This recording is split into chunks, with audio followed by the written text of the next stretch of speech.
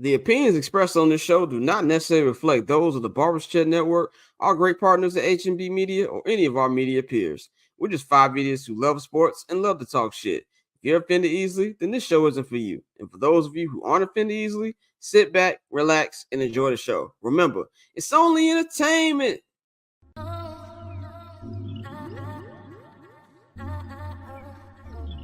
So cool. Triple double hat trick, I know the code too. Ice trade, go for trade, yeah we cold too. Getting paper on these player haters, old news. Money on the other line, so I'm not gonna hold you. Money on the other line, so I'm not gonna hold you. Money on the other line, so I'm not gonna hold you. Money on the other line, so I'm not gonna hold you. Money on the other line, so I'm not gonna hold. My agent just said we made 100 flat. Make it back and make it stack this like no Steven Jack. Put my rings up in the camera like I needed that. Up in the air and at the rim is where I meet them at.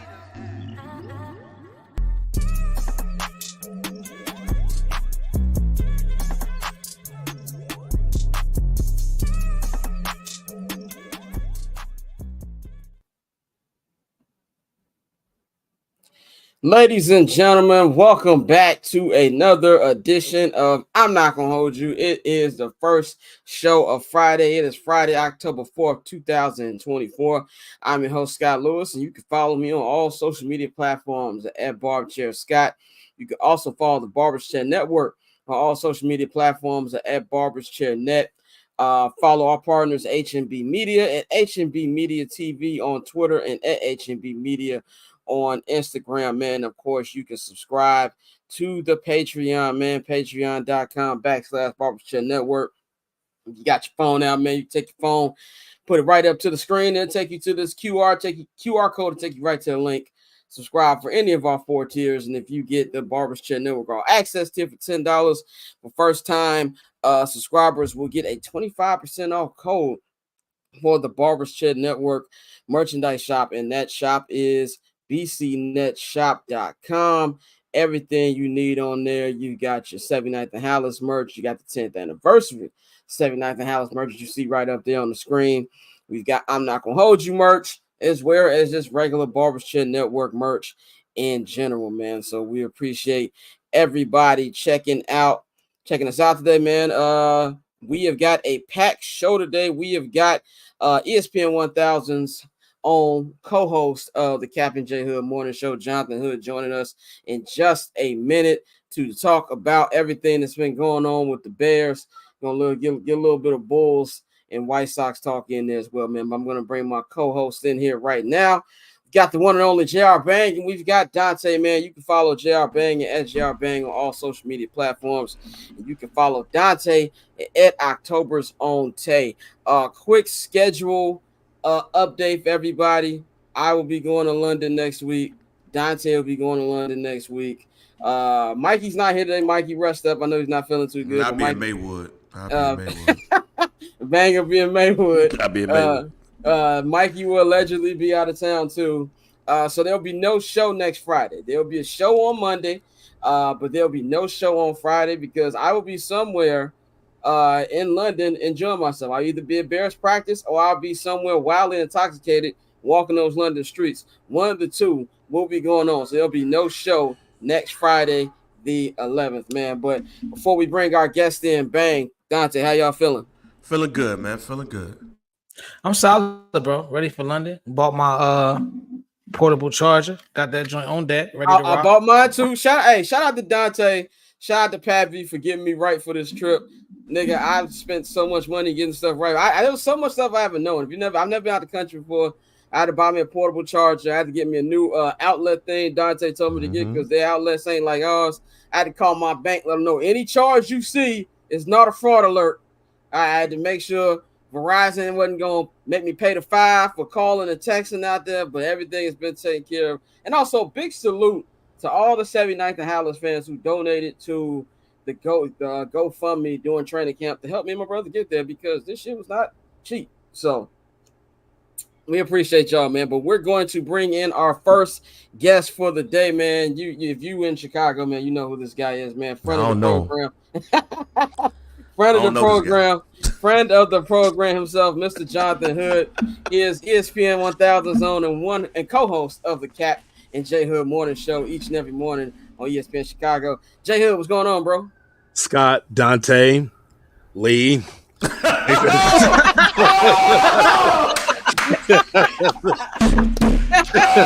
the government. Wow. Good to be back on the bar. Good to be back on the show. Thank you, Scott. You know what's crazy? I did not know this man's name was Lee. I did not know that. Well, you were blowing something today. Wow. It's like when Vince McMahon turned to CM Punk and go, "Well, Phil, let's open this thing up. Phil, goddamn, pal." Yes, that is the government name, y'all. Wow. That's what you get. Man. Do you know me now? I know you. Okay, thank you. Oh man, J Hood, how's it going, bro? How you feeling today, man? I'm feeling great. We're right here in the middle of football season, and I'm feeling good about the Chicago Bears. I know that's one of the topics we want to broach today, but I'm feeling really good about where the Bears are at 2-2. Yeah, I think relieved is more the word for me. I was in the booth on Sunday in the press box, literally thinking about, man, like this is about to go left. I didn't think it was gonna go like this early, but they were able to get that win, man. Let's just get right to it. I want to get your thought on. I kind of feel stuff that's been going on in Bears Twitter. You know what I'm saying? Like over this first month of the season, I feel like Bears fans. I don't know if I want to say been brought back to reality a little bit, but I feel like this definitely, if you'd have told us that the record would have been 2-2 going into this point of the season, I don't think anybody would have been too shocked. I think that's pretty much what people reasonably thought they would be. But I think the issue is just how the offense has been playing. You know, when you got that and Justin Fields playing well, Jaden Daniels going well, I feel like there's been a lot of insecurity too. And I know the calls that you and Cap must get. What do you think the post of Bears, not just Bears Twitter, but Bears fans are a quarter into the season? I think that because we've never had a number one pick at the quarterback position, I think it threw some people off, like that Caleb Williams is supposed to be Patrick Mahomes from the jump, and that's just not reality. I watched him at USC. He had a much better junior year than he had senior year. What I saw is a guy that is very poised. Being at USC, as you well know, Scott, I mean, if anyone knows, the coverage at USC is like coverage of the NFL team. The NFL team in LA is USC. And so it's not like Caleb Williams is surprised by anything, especially from the Chicago media or being in the NFL. He's already paid. Now it's about him winning a championship. But I just think that a lot of people got to twist it and not understand, like, there's a process. What I said in the summer, and, I try to bring perspective. Look, we all have takes. We all have ideas. But the perspective is that Shane Waldron has never coached a rookie before, a rookie quarterback. And then Caleb Williams has never been in the NFL before. And then so those two combustible elements of Shane understanding in Chicago, you got to run the football, and you're working with a young quarterback. He's not going to throw it. He shouldn't throw it 50 times a game. So I just think that whole process is working its way out. The quarterback, the offensive coordinator, and of course, question marks about the offensive line. So I think 2-2 is exactly where I had them. Before the season, I had them as a 9-win ball club because of just the adjustment of having a rookie in there. As much as I would love for the Bears to have a CJ Stroud on their hands right now, having a great season, I just think it's going to be a good season, but I think it's going to be a developing season. Well, I know what's your take on really kind of how Caleb has been playing? I kind of feel like it's been a little bit of a mixed bag. I do think personally it's been progression each week, maybe not to the speed that a lot of Bears fans will have wanted, but it's definitely, I feel like each week he's gotten better and better. What have you seen from Caleb that you've liked, that you didn't like, and what gives you kind of, I guess, like, makes you feel good about him being this quarterback that Bears fans eventually hope he becomes? So on one side, you have a guy that can make elite throws. And we've seen that with Cole Kmet. We've seen that with DJ Moore. We've seen that with Roma Dunze, in which he can get the ball to his targets. Cole Kmet, all these. So I like that. On the other side, here's a guy here that also knows he's got to get the ball out in 3 seconds or less. If he has the ball more than 3 seconds, he is going to get sacked. And we've already seen that this season because of this terrible shit-ass offensive line that the Bears have right now. So that's one thing. The other thing is that he understands that, hey, you don't have to throw the ball 40, 50 times in order to win a football game. We already saw that in Indianapolis, and the math wasn't mathing because it was like 52, 53 throws and 16 points. And like, that doesn't work. That just didn't. So I think he's understanding. And the other thing is that, like I just told you before, like, he's not overwhelmed by anything based on that standpoint. The other side, though, is that sometimes he does reflect back to his USC days. Like, man, if I just do loop-de-loops behind the line of scrimmage and just hold the ball 8-9 seconds, I'm going to make a play. That's cool on Saturdays. That just doesn't walk on Sundays. You just can't do that. And so, but a young quarterback is learning, and I just feel like he's not stabbing anybody in the back. He understands that he and DJ Moore got to be on the same page. And so far, he's a young man that's wise beyond his years. And I think that I think it's going to work out. I really do, especially if he has a better offensive line. I've been waiting on this to ask you this question. The national media's perception of what's going on here. With your network and other networks, it feels like the Bears are public enemy number one because they've drafted a quarterback at number one. You have the Jaden Daniels thing that's going on and all of the pomp and circumstances going on around him. And it just feels like the Bears is being punished from a national media perspective because they have drafted a quarterback at number one. You sit in that seat in the morning show in the third biggest market in the United States. Mm-hmm. How have you felt about the perception of Caleb Williams and the Bears and their perception of the national media? Because I've heard you on national media talk about this. Yeah, I think that where was that energy for Bryce Young? Right? Well, was he not the number one pick in the draft? Like, where was all that Carolina talk?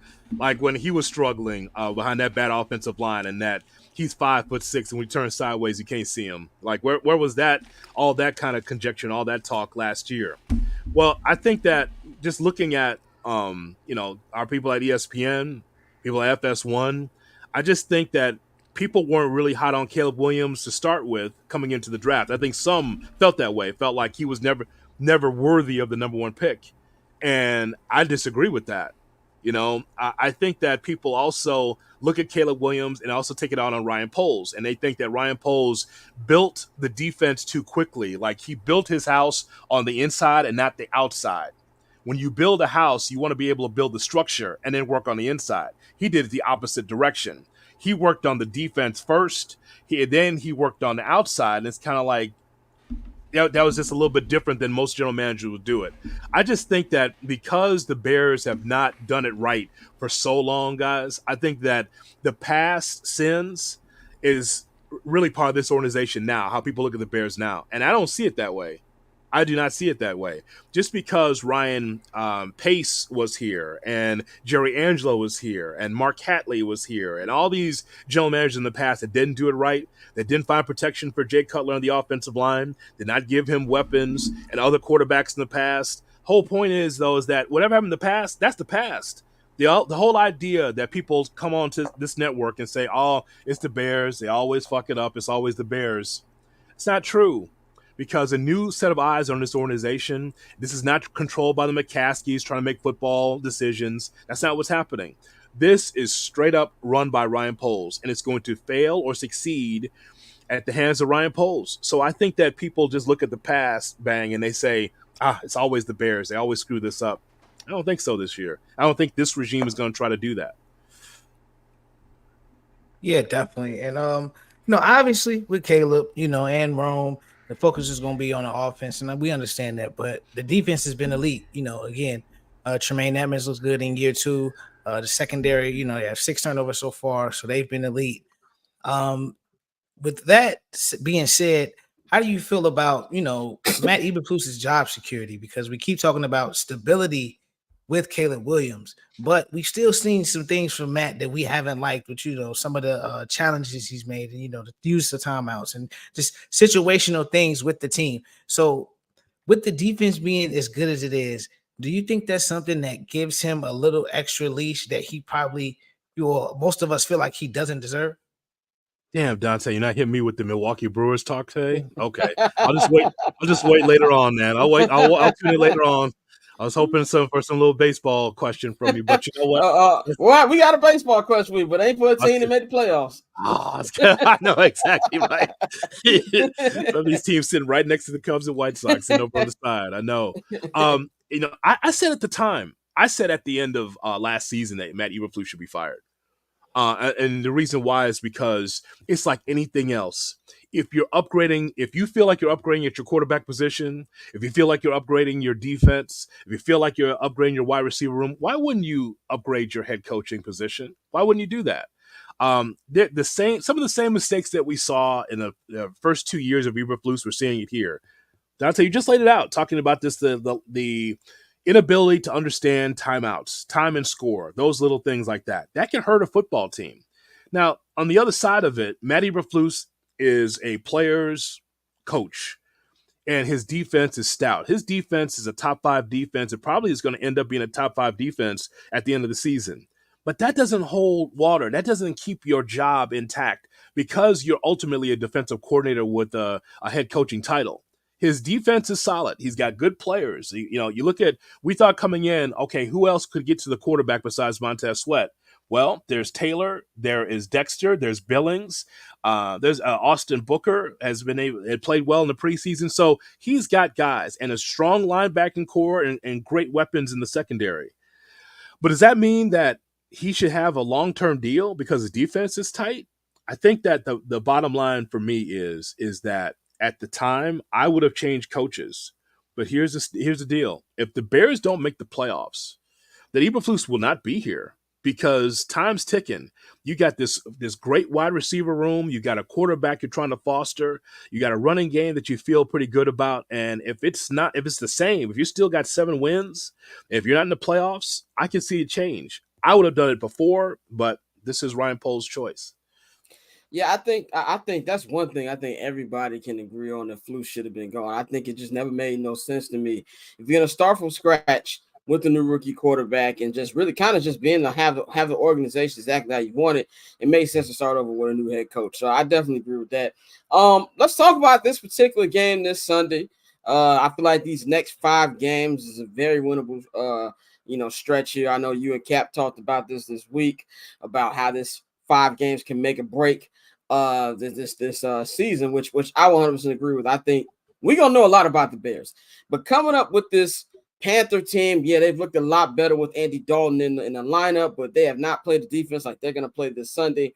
And they're also going to be having their defense. They're missing both of their starting linebackers this week, and they already are 31st ranked overall defense. Do you think this will be the week that we finally see the offensive splash from the offense? I think so, Scott, because the blueprint was open against the Rams last week, right? The one thing that we were talking about a lot is how can the Bears run the football more? And I want to make sure it's clear. I'm not trying to turn the clock back on the Chicago Bears like we got to run it like we did in 1985. I'm not saying that. What I'm saying is that the offensive line has to work together in order to make DeAndre Swift be able to run the football a lot more effective. It's not just DeAndre Swift, but also it's Roshan Johnson, and if Khalil Herbert gets a few touches, him the same way. You see how DeAndre Swift was able to get through the tackles and was able to get first downs, and then he had great all-purpose yards because they used him for short yardage, passing the football. So it was good for him to be able to do multiple things, run the football and also be able to throw the ball in the flat, and he was able to get some yardage there. But I think that running the football is one thing, but I think that Caleb Williams has to be on the same page with his weapons. There's a reason why this room is filled. Like, what I expect this Sunday is for the Panthers to say, did you hear what's going on with DJ Moore and Caleb? They got to be on the same page and talking, well, we got to double DJ. And if that's the case, then Rome Odunze should eat. Then Keenan Allen should eat. That means that Cole Kmet should be able to play very well at the tight end position and get some targets. So I just think that against these two bad teams, Carolina and Jacksonville, it's a great opportunity for the Bears to kind of get into a rhythm. We just covered like that whole, remember that series, Scott? It was like I think it was in like the third quarter where we was able to get the ball down the field. Like I think it was a Caleb run, ran the football well, a couple of nickel dime passes, and got into the end zone. We was like, oh, look at what Caleb can do. That has to be commonplace. That has to happen more than just one particular game or one quarter. Like that has to be on a regular basis where you're starting to see Caleb feel comfortable in the pocket. And if it is a 5-yard pass, 10-yard pass, run the football, whatever it is to keep the time going and for them to get to the end zone, that's what I want. But it just can't be just the one time or maybe a couple times against the Rams. Against these teams, he should be able to get what he wants offensively. So looking at that 15-play script and just the first half in general, what would you like to see from the Bears in the first half of not just this Carolina game, but going forward? This seems like this would be easy schedule. Yeah, Bang. It starts with Swift and whatever they're going to do with the running game. But here's the thing. I think it's an adjustment for the offensive coordinator, too. Because in Seattle, as he tried to fix Geno Smith, balls in the air, a little bit of a running game, balls in the air. I just think that you have to just slowly bring along a rookie quarterback. I think that that's how you have to do it until Caleb is 100% comfortable of being able to connect to his targets. One of the negatives that I omitted earlier is that Caleb cannot overshoot receivers. Bang! I mean, you saw this with Adunze and for DJ Moore. Yeah. Is that it's open, man? He's like, I got him. I'm I don't know, a yard and a half, 2 yards ahead of the DB, and you're throwing the ball 10 yards over my head. That's just a connection that Caleb's got to make with his wide receivers. So I just think that against these two opponents, you run the football is paramount, but also you've got to be able to connect to these receivers a lot better. Drop it in the bucket. Seemed easy in preseason, didn't it? Yeah. What about now? Yes, it's sadly a lot different now. It's what Bang said. You got to take care of this now in this college football schedule that the Bears have right now, all this non-conference that they have right now. I've never seen a Bears schedule where you have all these teams and then you don't get into the division until mid-November. Well, get yours now because it's going to get tougher. When you get to mid-November, Detroit, Minnesota, and Green Bay, that's a whole different level.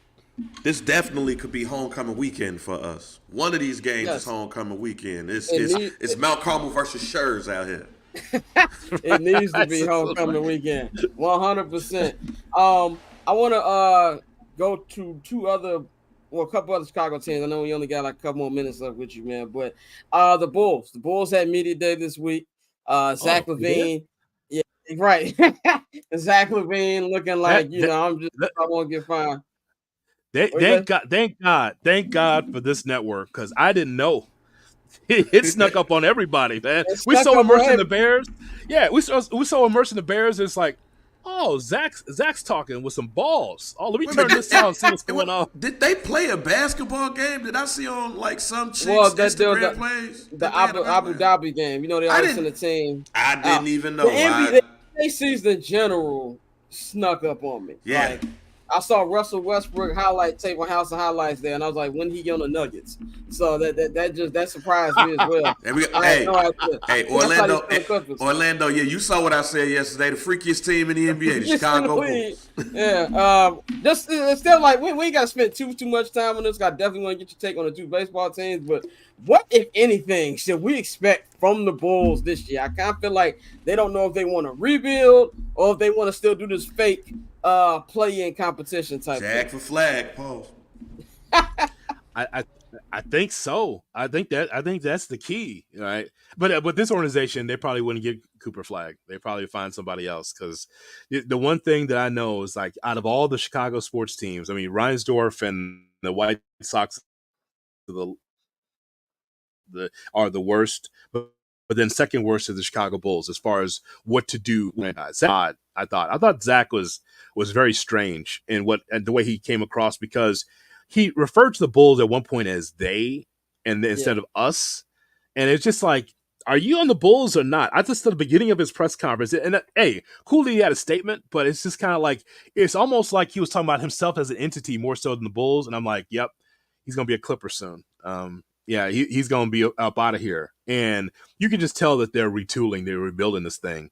This to me, Scott, is a non-playoff team. It is to me, and this is a Eastern Conference that's got Atlanta and some of these other teams that will struggle to get to the playoffs.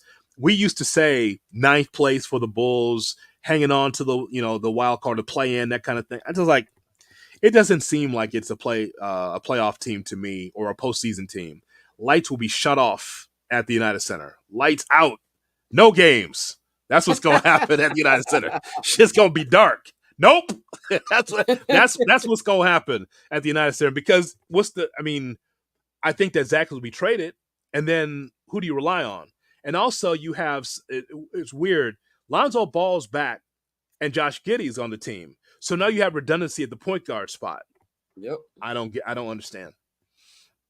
Yeah, I also think too, it would be peak Bulls. They actually got that top pick and didn't take Cooper Flag. It just annoys me even think about. I know they got select Ron Harper's son.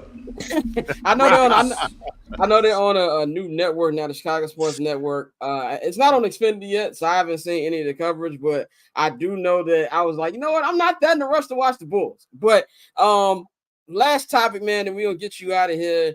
We're in the middle of the MLB playoffs. The ALDS, the NLDS kick off tomorrow. Shocking surprise here. There'll be no baseball in Chicago. Tell me, one, how you felt as a White Sox fan going through this historically terrible season, and where exactly do they go from here? I'll answer that question, but I gotta have Dante ask me a question too because he's the Clinton Yates of this month right here. I get my baseball coverage from right here. That's where I get my baseball coverage because it's raw and it's fun, and so I enjoy it when I see it here on the network. So when it comes to the Chicago White Sox, you're asking, right? So yeah, so they will lose in excess of 100 or more games for the foreseeable future. Unless there's going to be an ownership change. I said that the White Sox will not be a serious contender in the American League until 2032. But that's not hyperbole. What that is like, so you have an ownership that don't spend, and then you don't have anything in the farm system. Don't get it twisted about this Colson Montgomery or some of these guys in the farm system. They really don't have next level talent to make a difference. The only positive for the White Sox is they have halfway decent starting pitching. But what good is it if you have no offense? Like I'll share something with you. I heard a couple weeks ago about Yoan Moncada. Rumor innuendo about Yoan Moncada is that he could have been with the White Sox earlier in the second half, but he wasn't ready yet. And so now we get the D Rose mental hurdles thing going. Like he's like, I'm not sure if I'm ready. But then it's like, well, why don't we just shut you down? Nah, I'll come back late September. That's what I heard. And I'm just like, that's the kind of mentality that's happened with the White Sox. It's not like Moncada would have made a difference between being the worst team that we've ever seen and not. But just the point is that's the mentality that's going on there. And so there has to be a clean sweep. And then once you sweep it, Scott, then how's it get better? If you don't spend money, you have no prospects, then how do you get better? It's embarrassing at this point in time in the postseason that you have three teams in the Central that's in the playoffs and the White Sox are not. Sox would have been better off in the American League West taking on the Angels, and maybe they would have had a better record. But it's demoralizing. I was at that last game for the White Sox against the Angels. And I was walking to the parking lot. I was like, "Hi, what's up? How you doing? How you doing?" And it was just people just grumbling. They had their charcoal and they was like cooking and drinking, for that day game. And they were just like, "Yeah, we're here. We're only here because it's a nice day. It's not because of the baseball." The 10th most important thing about White Sox baseball is the actual baseball. I mean, like the food and the camaraderie with fans and bullshitting, telling stories, and taking your kids to the area in which where kids can play, the milkshake, all this other stuff. It's all great. And then you get the baseball. And that unfortunately, that's like 9th or 10th most important thing because it's going to be bad for a while. It's going to hurt for a while. But this is on Jerry Reinsdorf. This is the this is the direction he wants to take it, and it's sad as a Sox fan to watch that on a regular basis. I do find it hilarious that he said that they'll compete because the division sucks, and 3 of the 4 teams will be playing tomorrow afternoon. Go ahead, Dante. Yeah, no, and it gets worse because because of the new CBA, they can't pick higher than 10th this year. And when you're a top market team and you don't spend, you also don't get rewarded with draft picks. So, like you said, they're screwed. Yeah, it's coming. Dante. I think they're 10th. I think think about this, man. You are the worst team that we've ever seen in Chicago. The worst team we have ever. This is Tim Floyd. Okay, Terry. We're talking about bad teams all the way around. Bad in Bears teams, bad Bulls teams. Bad Sox and Cubs. We have never seen anything like this. And then your reward, you draft 10th. Yeah, that's wild. Now here's my bad. You had a question? Yeah, just real quick. We talk about the other team on the north side. They've had a few years to rake in the bucks from the new Wrigley Field. Your renovations are done. You got money in your pockets. Are the Ricketts ever gonna spin, or is it just that the Cubs are now their cash cow? We broke the curse. It's over with. Be happy with that. If I gave you $235 million, could you get me in the playoffs? Hell yeah. Yeah. That's the payroll for the Cubs. That's the payroll for the Cubs, and they could not get to the playoffs again. So it's not about spending; it's who you spend it on. Right? Spend in the right places. Well, Scott, here's what it is.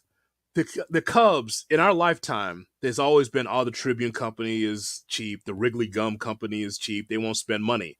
$235 million. On top of that, now it's become Evergreen Plaza. Now everybody can just be able to build something there, have something at the mall, have a skating situation, have concerts there. Like, they have all these different revenue streams, right? But yet over there. The Potbelly's there, like little Starbucks, like the little shoes places coming back, A Verizon Wireless that wouldn't let me get my iPad because of racial profiling, but that's a whole different episode. We're selling fake watches. Yeah. And pictures. Speaking of racial profile, there's also a Raising Cane's there. So I'm just saying that it makes no sense, Dante, that you have $235 million, but you don't have any stars. That's the whole point of it. They don't have any stars, because now what the Cubs will tell you is, well, we have to find out if Bellinger is going to come back or not. And Cody Bellinger is not a star. Yeah. I can't go through another winter of, will the Cubs sign Cody Bellinger? If you're not hot on one of these Boris clients and getting like guys that can hit and guys that can help your bullpen, that's the other thing. Cubs had no bullpen help 8th and 9th into the back end of the bullpen to win. Then you're going to get what you deserve. Small market Milwaukee, even though they got eliminated yesterday, got bounced. Small market Milwaukee finds a way to get in the playoffs again, and the Cubs sat home.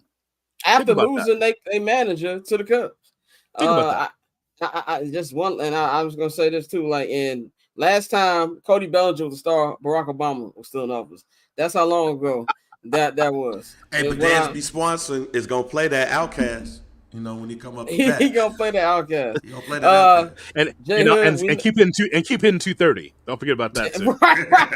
And keep hitting 230. At least my hair looks good. That's all he cares about. J Hood, we know you got to get up out of here, man. We appreciate you joining us. Anything you want to say before you get up out of here?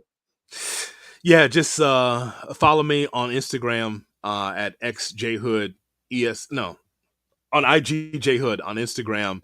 The Under the Hood with Jonathan Hood podcast, where you can find me as well. And I do wrestling just like Bang does there with Good Karma Wrestling, and I'm on Busted Open on SiriusXM. So don't forget the morning show, 7 to 10. I mean, when I go in to do my taxes, it's a stack. I'm there for like 4 hours, like all these different things I'm doing right now. Because you know why I do this? You know why I do this, Bang? I do this because I have to keep the lights on. Yeah. Because these bills don't pay themselves. So please support me. Please support me. Hey, I'm just trying to get my my Busted Open appearance, Jonathan. Yeah. Yeah, he said about that. Yeah, so keep the beef with Michelle Smallerman going. I love this. It's the only reason why I watch the show is to see them get mad at you because you've banned them from the show. I appreciate you for that. That's exactly right. She gonna be from the state, but yet be a Green Bay Packers fan. That's some disgusting. ass backward shit there. I don't understand. Keep that All right, beat going. J Hill, man. We'll holler at you, man. Have a good weekend. Hopefully that Bears game is a homecoming game. Oh, that is the hope. And bring your number one for the homecoming game. Remember that. Bring your number one. Don't bring your two. Bring your number one. Always. All right. Solid. All right, guys. All right, man. That is Jonathan Hood, one half of the Cap and J Hood morning show each and every Monday, each and every day, Monday to Friday on ESPN 1000, man. Also, support me, nigga, because I'm be eating oodles and noodles, nigga, after this London trip. Support me, nigga. Patreon.com/Barbershop Network. Buy one of them shirts, nigga. But anyway, we got 30 more minutes here in the local hour, man. And then It is hour the two. local hour. Yeah, we didn't get to show it last time, so here is the artwork for the local hour on here, man. Here we go. I forgot. I told Dante I was gonna do pictures. That ain't no Dante. That's on me. There we go. The local hour. There we go. We This just nigga had be making me Jonathan. look bad, man. No, that's my fault. Hey, but at least I said on air. This is my fault. See what happens when the kid got other stuff to do. This what happens. You leave the niggas in charge of producing. That's what happens. What Dave Chappelle say? You all concerned with stuff like the war. Like that's the problem right here, man. But yeah, man. Let's get into this Bear stuff. Get our takes on this weekend. I think that one thing that has been severely overblown and is really annoying me with Bears Twitter. And Bang, you'll be proud of me. I was not really on Twitter this week. Oh, I was not really. In fact, today when the link got tweeted out for the show, that was a scheduled tweet. oh, look at you. That was a scheduled tweet. Look at you using technology. Yeah, I was in my bunker rewatching Billions season 4. So I was nowhere near my phone when that happened. So, but the one thing I did peep was fans getting mad at DJ Moore for what he said at the podium on Wednesday, where he said, "Oh yeah, if Caleb would have missed me on that linebacker, we was gonna have another talk." And he's like, "Oh, he sounds like a diva." I was like, "Did I miss something?" I'm literally sitting in front of him, and he laughed.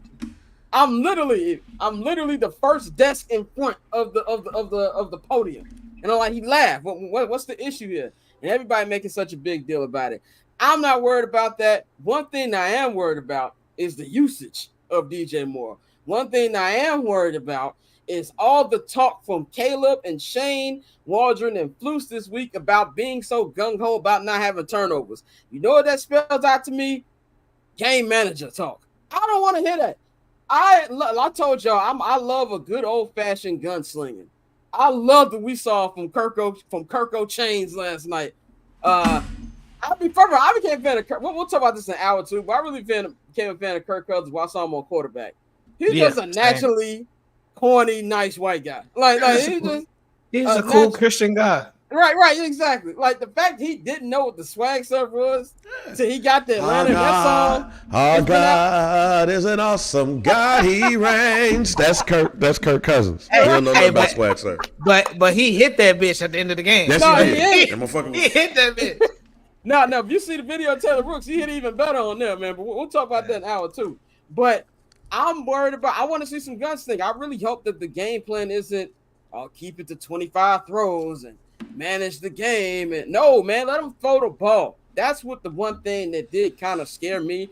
And this weekend is going to tell me everything I need to know. I think the offense last week did enough to get the job done. Like you said, man, like Jay Hood said, homecoming game. This defense sucks. Not only do they suck, they were out there 2 starting linebackers. There needs to be a show. I need to see 28 points at the minimum this week, man. Bang, what's your feeling on this week? And on what you think the offense should do? And are you worried about the limiting turnovers talk? I'm not worried about that because that should happen. But I need to see a blowout. I'm not even going to front. I need to see an ass whooping. I don't want to see a 7-point game. It needs to be double digits.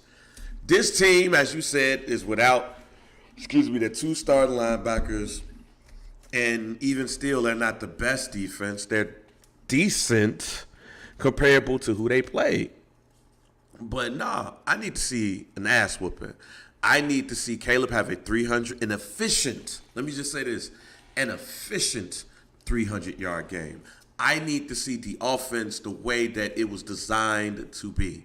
These are the games that you take advantage of these situations and you get what I've been saying for weeks, confidence. If you come out this game and you don't score on the first drive, that's a problem for me. Yeah. Because we haven't been able to do that. And I ain't talking about 3. I'm talking about 7. I need to see explosion. I need to see a well-balanced, explosive offense. I'm not going to go as far as to say I need to see a Mitchell Trubisky game versus Tampa Bay, but I need to see something that says, okay, this is how this offense can look. Going up against a team that you should outclass. Now, this is the only thing that I will say that has me a little bit worried, is this might be a homecoming game for us. This is probably a Super Bowl for the Carolina Panthers. The Carolina Panthers has been hearing for about almost 2 years how we fleeced them and how this person should have been over here. Then you add Andy Dalton to it, and this is a revenge game for him, so to speak. That's the only thing that has me a little bit worried if you come out there and you overlook them. But I don't think that should be the case. Flu should be like, yo, we got to dominate these boys. We need to show them what Caleb is about. The world has been talking about Jaden Daniels. We need them to talk about this offense. And the last thing is about the defense in particular. Dare I say this defense is very underrated. Oh, yeah, for sure. Very underrated. For some reason, they don't talk about this defense enough. The defense needs to have a coming out party on the Carolina Panthers.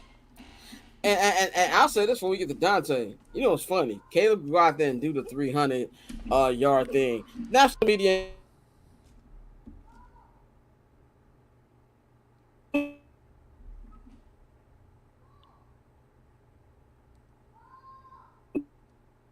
Scott touching shit again, y'all. Yeah, he touching shit again, y'all. He. Okay. Oh, my bad. Yeah, oh, man. Yeah, I got to stop doing that. Anyway.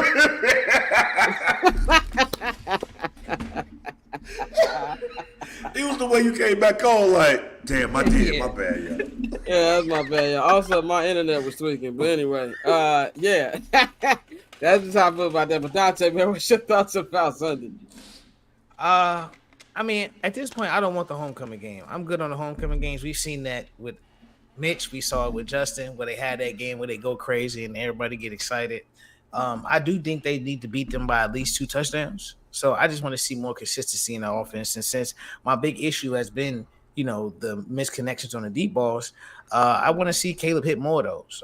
Like we said, the play we saw where he had Rome on the post wide open and he hit the check down. Like, don't get me wrong, he got like 10, 12 yards. But when those plays, we can't do the same. We're going to do the same thing we did with Justin. When you got those big plays, we're not trying to see you check down all game. Like I said, I do agree he's made some throws that have been amazing, but he's also missed some throws that, like, I feel like for him, and he would probably say as well, are layups. So I just want to see that consistency downfield. The Panthers, bro just tore his Achilles. I think their defense is done. Like, I understand they were playing well, but losing their best linebacker, that's a wrap. So I think this week you just got to win by 2 touchdowns. Like, it don't have to be a homecoming, like just beat the shit out of them. Because I do think at the end of the day, it gets sketchy when you start playing a team that hasn't won in a while. You feel me? Like, that energy, they want to get that off of them. So, like you said, and in this case, you got a team that you've been, pretty much bragging about how you fleeced them, So it's going to be interesting, but I think the Bears they'll take care of business. I told you, I think we're going 4-1 in these 5. Oh, we're going to get to that in just a minute. I want to do the game by game on that. But yeah, because I'm changing my prediction. Oh, okay. I definitely want to know if you would change it. But as far as the DJ Moore thing, are y'all concerned with the way that he's been used? Because I feel like last year, as bad as Luke Getsy was, and he's terribly bad. I mean, he's bad now. He's got DaVante Adams want to check it out the 4 games. But it kind of feels like DJ Moore's been used a lot better last year than he is now. Like, not that his targets, he's still getting a decent amount of targets. The targets isn't the issue. It's how they use them is the issue. And there's not enough deep shots. Now, of course, If he connects last week, there's a couple opportunities where he could have connected. We having a different conversation. But Bang, are you concerned with how Shane Waldron has been using them and really just the offense in the whole? Because I feel like they take like one or two players, they just focused on them, and they're not spreading the ball around enough for me. I'm not worried right now. I'll see about it on Sunday, but I'm not worried right now. And part of the reason why I'm not worried is what I said last week. These first 4 games is like the preseason now. The way that the off season is set up, OTAs and training camp and all of that, I'm not worried because I will, until things change, I'll forever look at these first 4 games as preseason. But preseason is over with now. So I expect to see high output from DJ Moore, not just because this is a revenge game number 2 for him, but the spotlight is on him as well. So Keenan Allen, from what you had told us, still isn't the most healthy. So I expect to see a nice output from DJ Moore this game. I'll say this about Keenan. If he wants that money, he won't. It's not, number one, it's not coming to Bills. We all knew that. He need to get it together, boss, because he walking around real old manish around the facilities. Oh, he out here like Jerry Rice at 44. He definitely been walking like Fred Sanford this week. But yeah, no, but we already had the concern with Shane Waldron that he didn't know how to maximize those weapons. You know, the pause by JSN during the interview told us all we needed to know, and it was a concern. And like, I know it's still early for DJ, but when you see the route tree comparisons and like shit like that matters. So like with a guy like DJ, one of his strengths is, yards after catch. And one of those ways to get him more yards after catch is moving them around in your formations, keeping them in motion, giving them quick pitches, doing things like that. And we got a little bit of that the first game, but you haven't really seen much more of it. So I'm concerned simply because we know the talent that he has and also what we've invested in him. So I think with Waldron, we don't really have, I guess we do got a little bit of time, but we don't really have time for him to be figuring shit out, fam. Like you have a weapon, use it, bro. Special Swank and like he said, Brewers fan here. Y'all got the Mets talk on. No, we did not. Nope. Mets talk will be coming in about 15, 20 minutes, my boy. Smoke that motherfucking change up, boy. Okay, Kyle says we're gonna talk about it. Hey, Kyle, look, I was there, brother, and I'm asking the same thing. I was there, and I'm asking the same thing. Nigga, look like niggas weren't practicing. I was there watching the practice. I mean, the worst part about it is it's not just the Bears; it's damn near the whole entire league. Like that's true. That's true. It is the entire league, and I think that has more to go into Mikey saying that preseason needs to be taken more seriously. But the Bears' offense is still like, oh my god! Like last week they got it done, but it was still nasty. Yeah. He said, "I'm gonna have to bounce it apart. The wound too fresh." Hey, brother, do what you got to do. We will be talking to Alonzo. You lucky Mikey ain't out. Mikey definitely would have had the Puerto Rican flag in the background for Francisco Lindor. But let's get into the actual game-by-game breakdown of this pivotal 5-game stretch coming up that starts this Sunday at Soldier Field against the Carolina Panthers. So let's go game by game. Give me your pick. I'm gonna go to Bang first. What's your score for this week? It better be Bears by 14. It better be. So that's what I'm gonna rock with. Bears by 14. Dante, who you got? 2018 Bears. You said 2018. Yo, Dante don't be doing no clues, nigga. This nigga don't be looking at the backstage camera.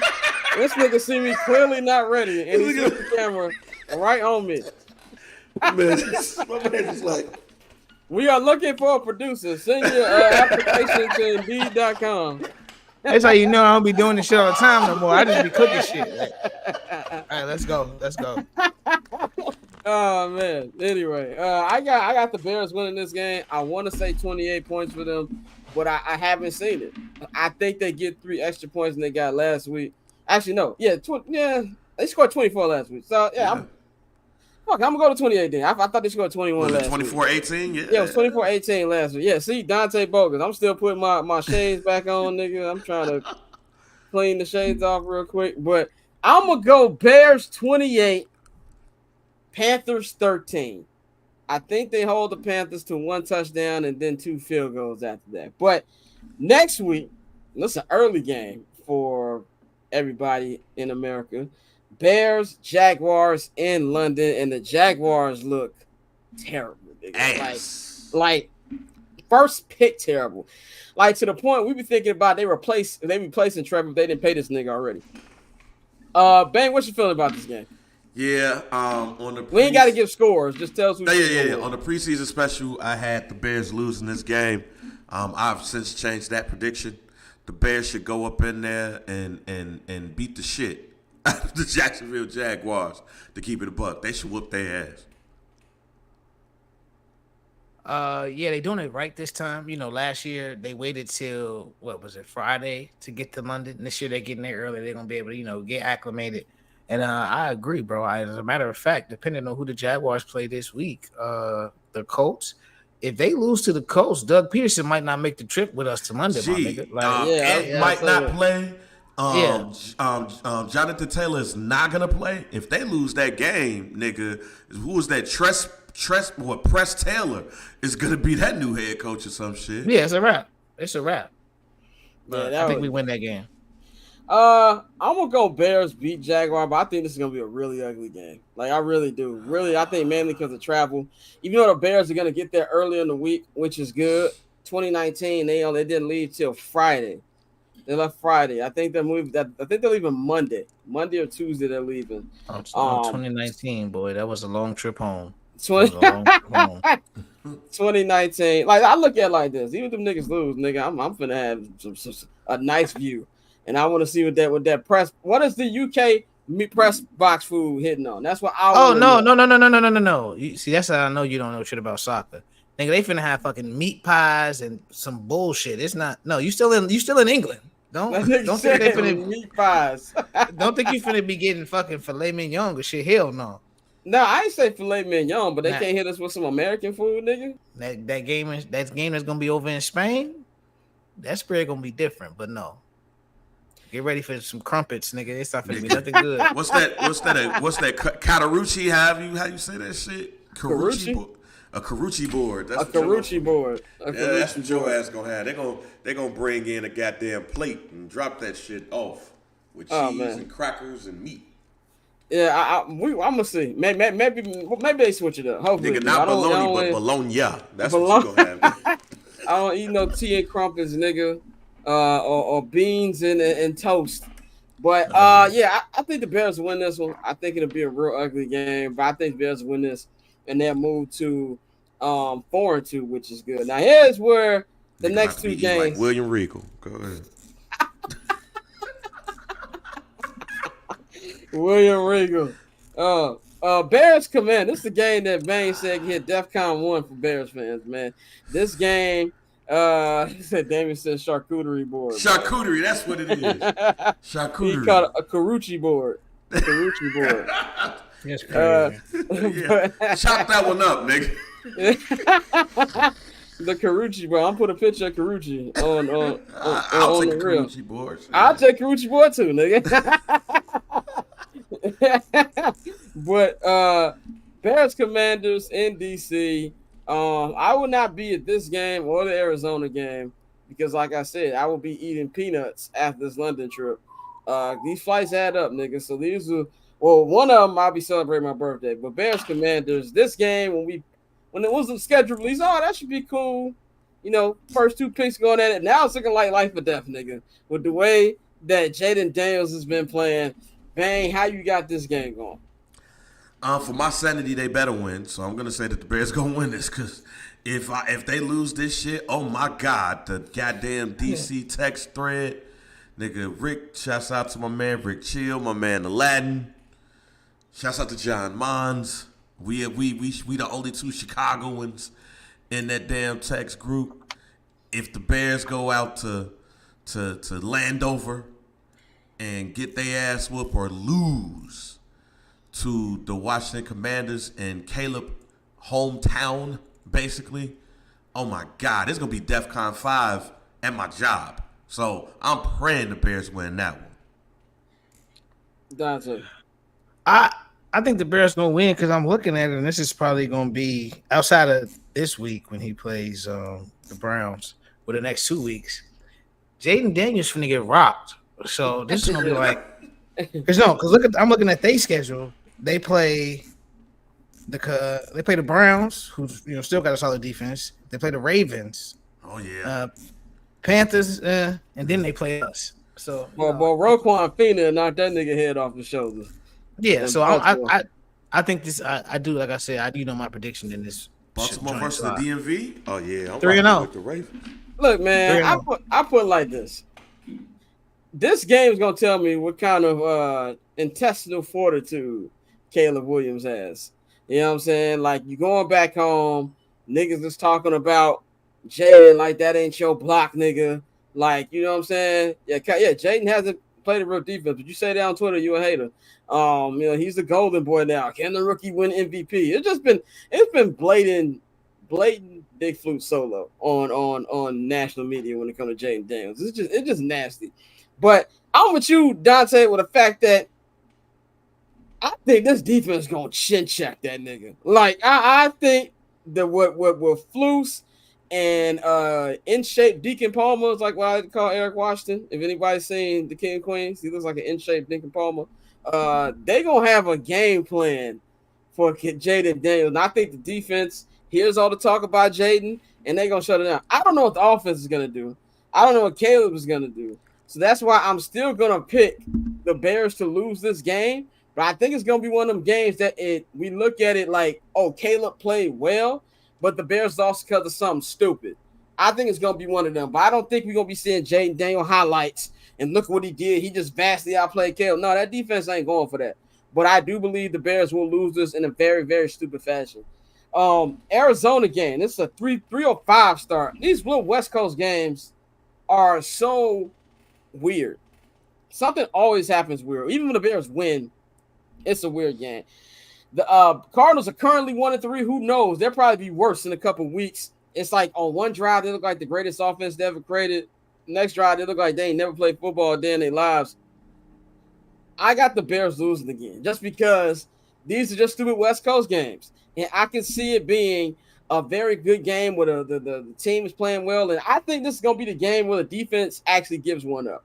They're bound to have a game where they're just not perfect. And I think that Murder Marv is going to have Tyreek Stevenson and Jalen Johnson out there twerking. So that's 2 losses in a row for me for the Bears. Vane, what you think? I think the Cardinals are ass. So I ain't really worried. I'm gonna like seeing Paul's Marvin Harrison Jr. Like seeing him play and seeing him go up against JJ and all of that. And you're right, like those 3 o'clock games be weird, but the Cardinals, man, like nah, I ain't worried. What you say? What you call a man? Man. Yeah, it's man. Yeah, I ain't worried.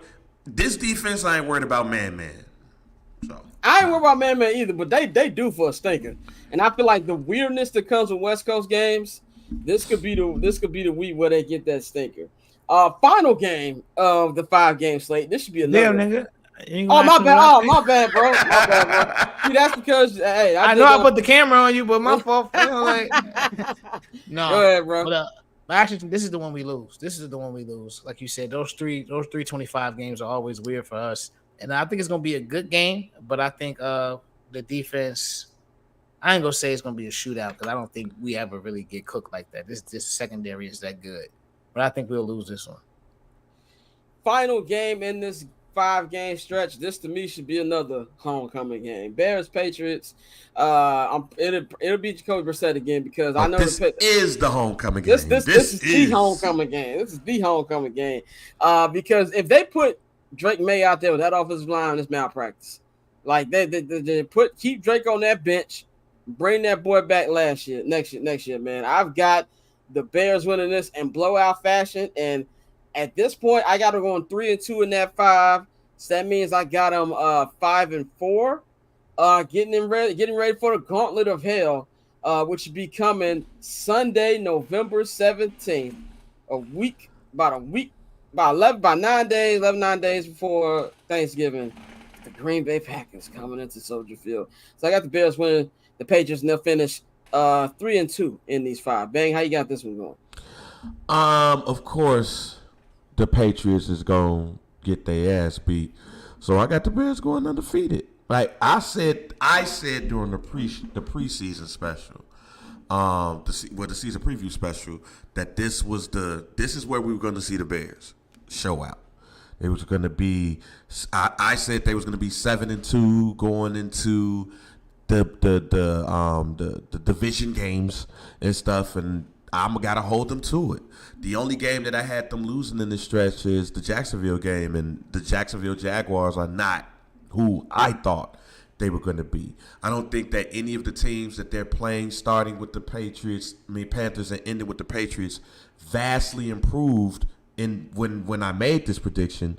But I thought that the Commanders would be a team that would surprise people. And I did have them losing that game too. So I actually had them losing 2 games. But I believe that the Bears this is their time to show out. So this is not delusion bang too. Let me just say this. This is not. I don't know. It's not delusion at all. That's a solid take. It's just the Bears. I gotta see it. Yeah, but that's definitely solid take. Go ahead, Dante. I got them going 4-1. I think we smacked the Patriots. I think this is a stretch where if you don't go 4-1, that's a disappointment. Like you going to London for a whole week. Like again, you corrected the mistake from 2019, so you'll be there. You'll be ready to rock. Hopefully. And just the way the teams are lining up, unless somebody gets hurt, I don't see why you don't go 4-1 in this stretch. I think the Patriots are a team that's not ready for the Bears. We had our concerns with the Bears defensive line. So far, they are second in pass rush overall. So I mean, I know it hasn't been a lot of sacks, but we've seen them get a lot of pressures and really affect the quarterback, and that's led to the turnover. So I think as long as they're continuing to do what they do, bro, there's no way you don't go 4-1 in this 5-game stretch. Like the teams you playing are that bad. That means you'd have them as 6-3, 6-3, and Bang has a 7-2. And we'll be having an amazing conversation if that happens. I hope both of y'all are right. I would love for that. For the sake of my conversation, for the sake of us, I hope it's 7-2 because I picked 12 wins. So 7-2, put some much. Because think about and I'll say this, and then we'll close up with this. One thing about these division games, I think people got to put in perspective is this: one, as good as all 3 of these other teams are in this division, let's just go back to what Bang said. This defense is underrated. Jordan Love still ain't nice to me. I'm sorry. He's just not. I think he's cool, but the defense can't handle that nigga. Sam Darnold is Sam Darnold until he do it on them. I'm sorry. And they should have swept Detroit last year. And it's also division games. All the stats you got to throw out the window. The division games, stupid stuff happens. You know the opponent too well. They're going to end up winning some games they ain't got no business winning, which is why they've got to take advantage of these next 5. This will tell us everything. This is the season right here, man. So that's all we got for the local hour. We will be back in a minute. Courtney's going to join us after the break. We're going to preview. Was the local hour. That was the local hour. Courtney will join us back in a second. We're going to preview the AL and the NLDS, and then we're going to get into some football talk here in hour 2. We'll be right back.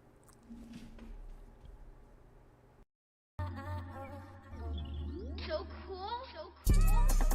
Triple double hat trick, I know the code too. Ice trade, go for trade, yeah, we cold too. Getting paper on these player haters, old news. Money on the other line, so I'm not gonna hold you. Money on the other line, so I'm not gonna hold you. Money on the other line, so I'm not gonna hold you. Money on the other line, so I'm not gonna.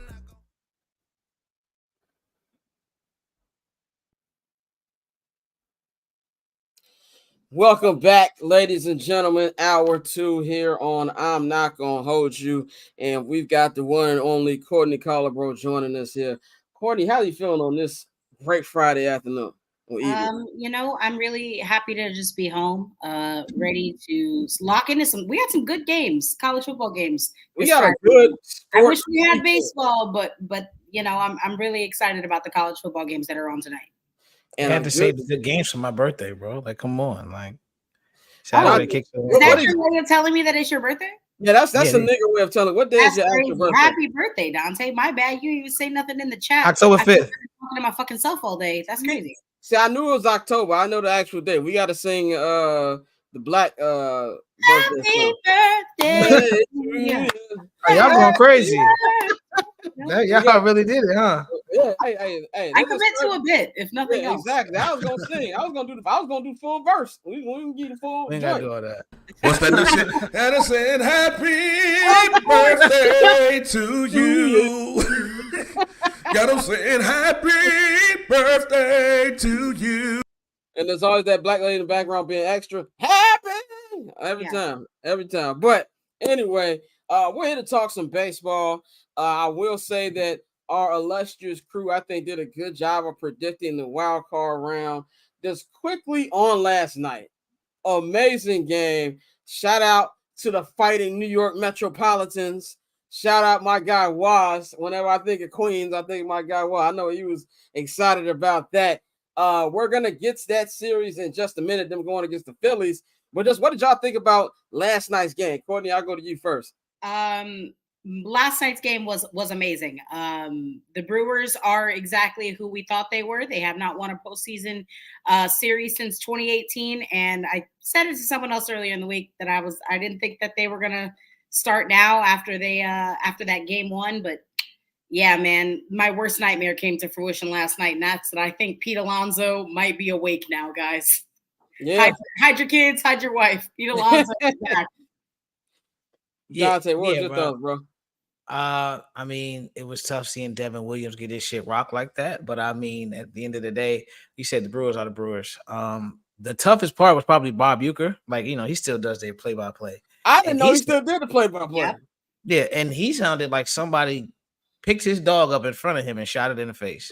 Like once you start getting to a particular age, you only have so many good years left in you. No disrespect, love Bob Uecker, he's a legend, but you only have so many more good years left in you. That's rough. Yeah, it's tough. So, but no, the Mets, like I said, it was a great call by Courtney. Great call by you guys. I think I was 1 for 4, so I did pretty bad.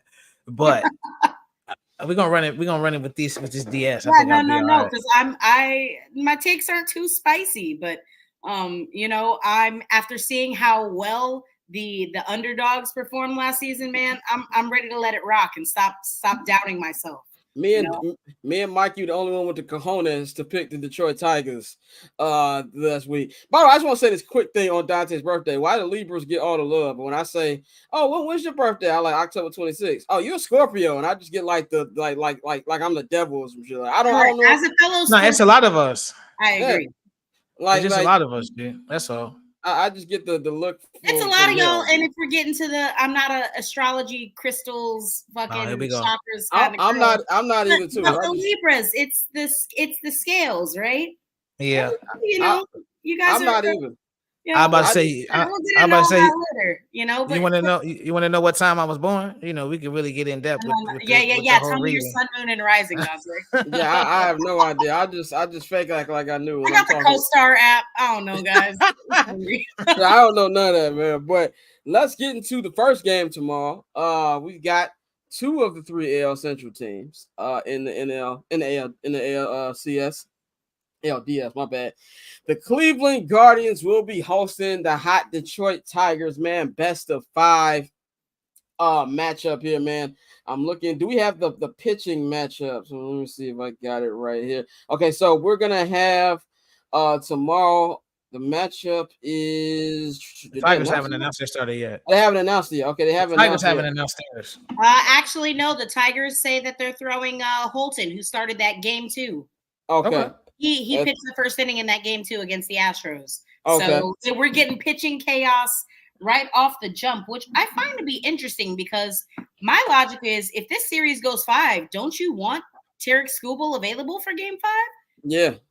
So I'm shocked that he's not pitching game 1, especially considering how dominant he was. And now I'm actually feel like I got to start Googling, is he okay? I hope he's good. How many days rest would that be for him? The game was on Monday? It was Tuesday. Was the game. The game was on Tuesday, really? Yeah, October 1st, Tuesday. Yeah. That's 5 days, isn't it? No, it's not. That's 4. Oh, damn. He'll be pitching on short rest. So he'll probably be going on game 2 then. On Sunday. So I mean, I mean, I know it's not ideal. I also know that during the regular season that Tarek Skubal got his shit rocked by J-Ram. So maybe you don't want him thrown on short rest, but I just worry about him in a possible game 5. Because if you're overly reliant on the bullpen,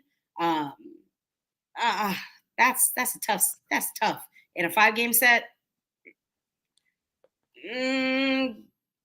fuck it, give me the Tigers. Oh, how many games? How many games? Give me the Tigers, and I feel like it's got to go to 5. It's got to go to 5. And that's the thing with Skubal not pitching game 1 in a game 5. That means he wouldn't pitch at all, right? Because there's a day in between the two, like once they travel. So, but you mean, he's a madman. So what he could do is, like, if Skubal can, give you 5 strong in game 2, you take him out, you'll trust your pen, and then you can bring him back on short rest if you need to. And at this point, like, I'm done doubting the Tigers, so I'm actually going to pick the Tigers as well. I think at this point, it's just the inevitable. Like I said, I wasn't trying to be a hater when I picked against them, but no, I think right now, even though the Guardians have been amazing this season with Josh Naylor and everybody, I don't think they're going to have enough to beat this team. And one thing we've seen with this new playoff format, I don't like this whole, like, damn near week off for the higher seeds. Like, it doesn't play into their favor. A little rusty. Guys are a little rusty. But that's part of the playoffs, though. We do that in every league now, though. Like, you but no. No. But with football, your body needs that. With baseball, to be playing 162 games rolling, like you're rolling, you have your routine, and then they suddenly nigga, sit down for a week, and then you're gonna come back. And I mean, there's some, like, hockey is the same way. Like, there's obviously benefits to sometimes the extra rest, but like Dave Dombrowski, for example, is on MLB Now, and he was saying that, like, the Phillies were playing like inter squad games, and like I think now they have the technology to, like, replicate obvious. Like, I'm not too worried about the rest per se, at least not in baseball as much as I am in a more physical game like football. And hockey, that's just and I agree. I think the thing baseball is more about rhythm and being in in a schedule, I guess you want to call it, because it's all about timing. Unlike not saying that any playoffs aren't about timing, but definitely more baseball. But at the same time, like you if you don't want to play extra round at the same time either. If you the Yankees, I don't think you want to play a bottom feeder in the first round and have to play another round after that. You know what I'm saying? Kyle said the wild card's been a waste of time. But so, I mean, look, it's making money. So Major League Baseball going to keep taking that extra ticket money they're going to get. So I believe it's here to stay, man. Like I said, I'm rolling with the Tigers, bro. I'm rolling with the Tigers. All 3 of us. I wonder what Michael would say. We're gonna have to figure that out.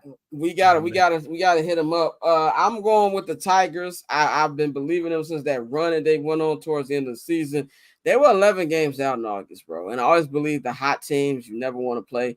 They're on fire. They got a great manager. You're riding a great pitcher in Tarek Skubal.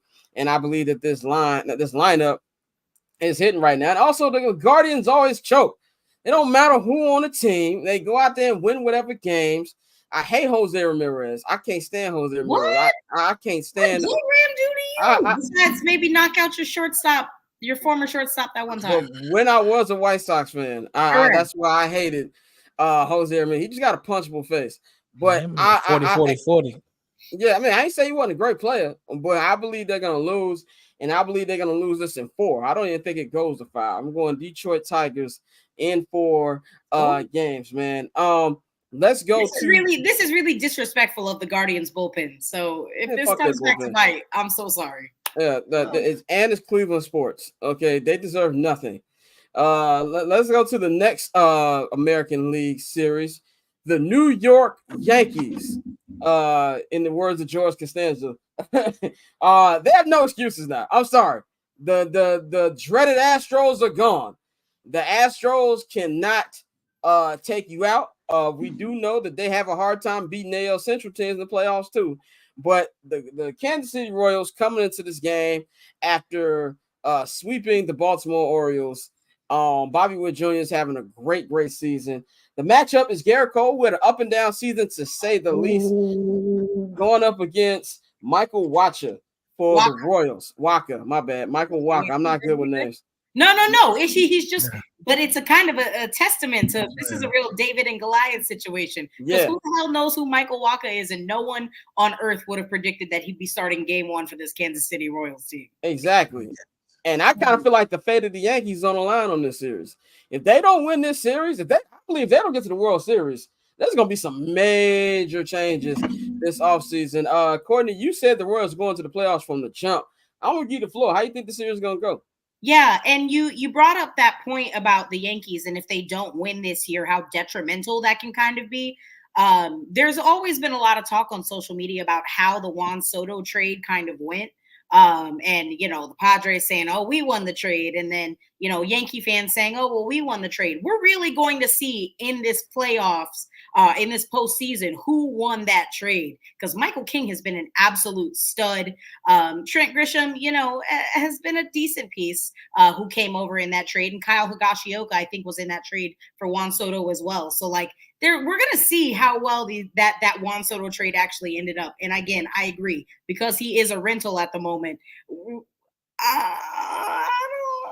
I got to ride with the Royals again. Royals have a really, really solid rotation. I am a little I think the series is going to go to 5. And I think it's a crazy pick. It's obviously not the Orioles, who I know Mikey was like, oh, the Orioles were 7-3 in their last 10, but in the second half of the season, the Orioles bats really struggled. And I think that's why the Royals were kind of able to beat them. So I'm really hoping that their rotation, the Kansas City rotation, that is, can keep the Yankee bats maybe a little quiet, because they're going to need it, because it's not the O's that you're facing. Yes, and that's why my mate is, as long as they aren't, affected by the rest, I think the Yankees are going to win this. I did pick the Yankees to go to the World Series. I think Juan Soto shines brightest when the lights are bright. You feel me? And so I think coming to the Bronx, I think he's going to show everybody, he's going to really perform and show why he is probably the next $500 million guy. I know Aaron Judge, I talk a lot of shit about Aaron Judge. I'm not going to lie, despite the fact he does a lot of amazing things, because my thing is, as the captain of the Yankees and the guy that, is expected to carry that team. When you get to the playoffs, you got to do more. I know his numbers have been good recently, but I think I need to see another strong performance from him this playoffs, and I think you're going to get that from him. So I think I'm going to go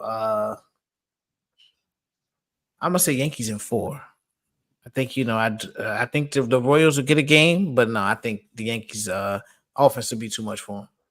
And in the words of friend of the program and Bronx, New York native, not Bronx, my bad, my man, from the Bronx, Queens, New York native, my man Al Patron said that if there was one table at a restaurant in New York and Jalen Brunson and Aaron Judge walk in the restaurant at the same time, Jalen Brunson is getting a table. And I asked him, why is that? He said, because when that nigga shows up in the playoffs, then he'll get that table. I think this is the year he shows up in the playoffs. I think the Yankees get it done. I think they sweep. I think you're going to see a big series from Aaron Judge. You're going to see a big series from Juan Soto. You're even going to see a big series from Michael Stanton. I got the Yankees in 3, and they're going to move on to the American League Championship Series to play the Detroit Tigers. Now, let's move on to the National League. I'm so sorry, because I just looked ahead at the schedule. And so I guess there's a day in between game 1 and game 2 of the AL series. Mm-hmm. So Tarek Skubal will obviously be pitching on an extra day's rest when he pitches game 2. Okay. And then, so that would put him on track to have for game 5 a full 5-day rest. Hey, Kyle, thank you for bringing. I forgot Jazz on the team. I'm gonna give Jazz playoff debut. Well, it's a day. I know they played in the COVID year, but I don't count that. I know it's David and Goliath, but I literally called the Royals. Yeah, you got to stay with them now. I gotta stand 10 toes down. For the Royals, so I'm all in. Let's go, Yankees! Oh God, 27 rings, bro. 27 rings, bro. Goodness, please don't listen. I don't care If the Dodgers don't win, I'm okay. You just don't want the Yankees to win. But please, I can't deal with it. I'm okay if the Padres. I'm even okay if the Padres win. I know we're about to get into that. We're gonna go from one annoying fan base to the other. The Philadelphia Phillies are having a great season this year. Finished 95-67, won their division. Bryce Harper, another great year for them, man. They're gonna be playing the Mets, who had a great late inning win off of Pete Alonso, 9th inning home run. They're going to be throwing Zach Wheeler out there. Zach should have been a White Sox Wheeler for game 1 for the Phillies. And the Mets going to be throwing Kadai Singer. That's how you pronounce his name. He's only thrown 5 1/3 major league innings all year. Surprise game 1 starter for the Mets. I think this is going to be a very entertaining series. I think because the Mets are kind of like the Tigers a little bit, where they had a late season surge. I do think the Phillies will win this series, but I got Phillies in 5. I think Mets are going to give them a run for their money. Courtney, how you got this one playing out? You said Dante or me? I said Courtney, you. Oh, yeah. I mean, listen, like I said earlier, my worst nightmare happened last night, and that's that Pete Alonso is so back. This is actually going to be a really interesting series, and kind of like, I know we're going to get to it in a second, but it's really it's a coin flip for me. I think the Mets, and I know Kodai Senga pitching game 1. I was kind of wondering who was going to pitch game 1 for them, because the Mets bullpen is put together with like chewing gum, right? With paper mache. Yeah, for sure. But they have a lot of arms. I thought it was going to be the dude that started game 1 for them, Miguel. I thought he was going to start. Nope. So yeah, I mean, if it doesn't go well, then you pull him, right? The experiment failed, but fuck it, give me the Mets. Okay. Give me the Mets. Give me the Mets in 5. Here's a question. I have yet to see if Philly has the clutch gene. Here's a question. There is 2 postseasons in a row. Here's a question. How many Philadelphia-related shirts will Philadelphia Panther Bryce Harper? How many Allen Iverson or Jason Kelsey shirts are we gonna see in this series from Bryce Harper? Yeah, I feel like we only hate on him for that because he was supposed to be wearing Chicago Bulls like Derrick Rose. That ain't got nothing to do with it. It's but just they fucked it up. It's cool though. He embraced the city, bro. I respect it, and I'm just trying to find a way to still hate on Bryce Harper because I can't deny his talent anymore. You can't. Best phenom since Braun, but no, I think the Phillies are gonna win this. I think, not trying to be funny, but like 3 people just died, so Nick Castellanos is definitely gonna have an amazing series. But you got the playoff experience. Jimmy Carter, we're looking at you. That's crazy. We got a guy, Bryce. I think, we talk about legacy a lot, but I think, if he can take this team, win a World Series, that does a lot for his legacy, which is already amazing. He's already a Hall of Famer. We already know that. But everything that was expected of him, if he can, get over that hurdle, and, that would be something dope. And we've talked about that several times. But I think in this series, the Phillies are just going to be too much, bro. Like, the Mets are hot, and I always, with the NL East, shit gets crazy. We know that with this division and these teams that have played each other a dozen fucking times this season. But I think at the end of the day, the Phillies, they've been on a mission, and they're kind of like quietly, they can, start to put on a run like the Astros did in the American League, where you're going to the NLCS, you're going to the World Series. Eventually you got to get over that hurdle. But I think this is a team that they're going. What have the 49ers been doing the past few years? I mean, I feel you, but at the same time, this is one of those franchises that baseball's better when Philly's winning. So I think I got the Phillies in this series. I'll say Phillies in 4. No. Because it's the NL East, I'll say Phillies in 5. Yeah. There's just a couple things. I know we got to move on real quick. There's just a couple things that I'm concerned about, and that's Aaron Nola and which Aaron Nola we're going to get. And Zach Wheeler has Pete Alonso has Zach Wheeler's number. So I'm just curious to see what those matchups are going to look like. That's all. Just something to note for the casual viewers at home. Final series nightcap of the week. Well, not week, of Saturday. We've got my Dodgers gonna be live. Chavez Ravine gonna be a lot of niggas out there drinking Modelo's from 3 p.m. A lot of niggas gonna be ready to fight when there's Padres in town. There's always fights. I want to pick the Dodgers. I really, really want to, but I gotta see it every year. They're very top heavy team. The pitching, half the pitching staff died, and I felt a lot more confident about the Padres 2 hours ago before I found out Joe Musgrove needed Tommy John. That's tragic. That brought me down a little bit on my enthusiasm for the Padres, but I think the Padres get so many weapons. Yeah. So many dudes in that bullpen, man. Yeah, exactly. I think that they beat them before. They beat them a couple years ago. I think the Dodgers are gonna put up a better fight this year. But I do think that the Padres are gonna win. The game one matchup is Dylan Cease. I don't pronounce my man's name right. Yoshinobu Yamamoto. That's how you pronounce his first name. Yoshinobu Yamamoto. Yoshinobu Yamamoto. Yeah, he was originally going to start game 2. He was originally going to start game 2, but they moved up to game 1. I think the Padres win this one in 5. I'm going to go to Dante first. I know, Dante, you got to leave in a minute, but how you got the series going? I got Dodgers, bro. I got Dodgers. I'm sorry. I know everybody don't like. We talk about buying championships. I want you to be right. We grew up on people buying championships. Cut the bullshit. So I'm definitely down with the Dodgers. I got Dodgers in 5. I think it's going to be an extremely entertaining series.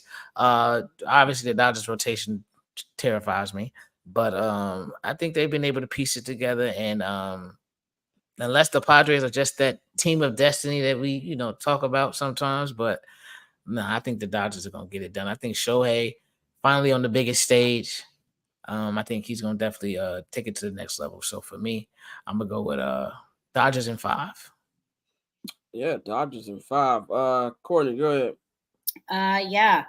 I want to say that is Freddie Freeman okay? How is he doing? They said he should start. They said he was going to be all right. Give me the Dodgers in 5. No! Give me the Dodgers in 5. Listen, I think in my opinion, whoever wins that series, I think is winning the World Series. I would love for y'all to be right because I want my Dodgers to win this series. I really want that to happen. I would love it to happen. Dante, I know we gotta go. I know you gotta go, but quickly, and we'll bring Bang here right now. Dante, quickly, what's Atlanta feeling after that dub last night for the Falcons? Oh, nigga. Oh, yeah. Y'all thought that these folks was on the fence about Kirk? No. He's won them over with these fourth quarter comebacks. Because if you remember, and it was ironic enough, he did it on Matt Ryan night. That's what Matt Ryan used to do. Like, it would be like, damn, we just fucked this game off. And then somehow they would miraculously get down the field to either tie the game or win the game. Matt Ryan had like 26 fourth quarter comebacks. That's one of my favorite Caucasians ever. And Kirk Cousins is quietly climbing that list. He had the city rocking. Shout out to Taylor Brooks. She taught him how to swag surf. And I know a lot of people say that shit is corny, but with Kirk, it's one of those few people where it actually feels genuine. Like, this is just Kirk Cousins. Like you said, this is who he is. He's not playing around.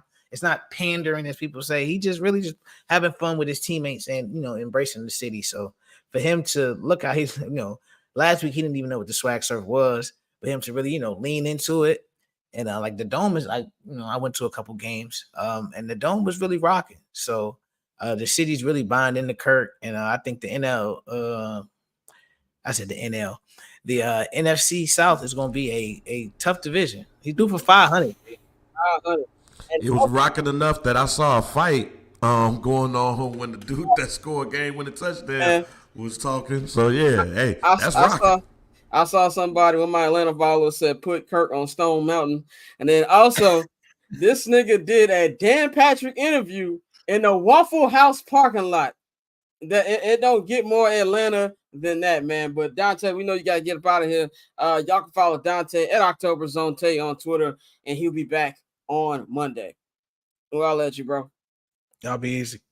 That means for the next hour, next 45 minutes, that I will be producing and hosting. So be patient with me. Anyway. Good job.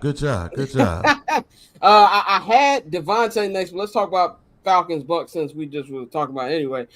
This is my thing from last night, man.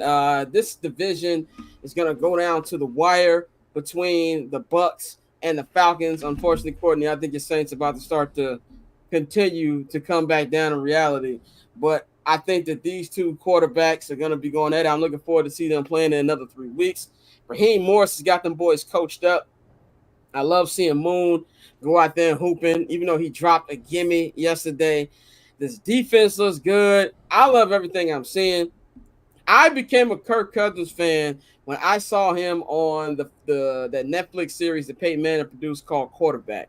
And it was Patrick Mahomes, Kirk Cousins, and Marcus Mariota. And I was like, dang, Kirk Cousins is a cool white boy. Like, he just a naturally, cool white boy. And the fact that he didn't know what a swag surf was till last week is hilarious, man. But I think that even when Dante said, like, people look at it as corny, I don't look at it as corny, even though I think the swag surf should be abolished because I've had enough of it.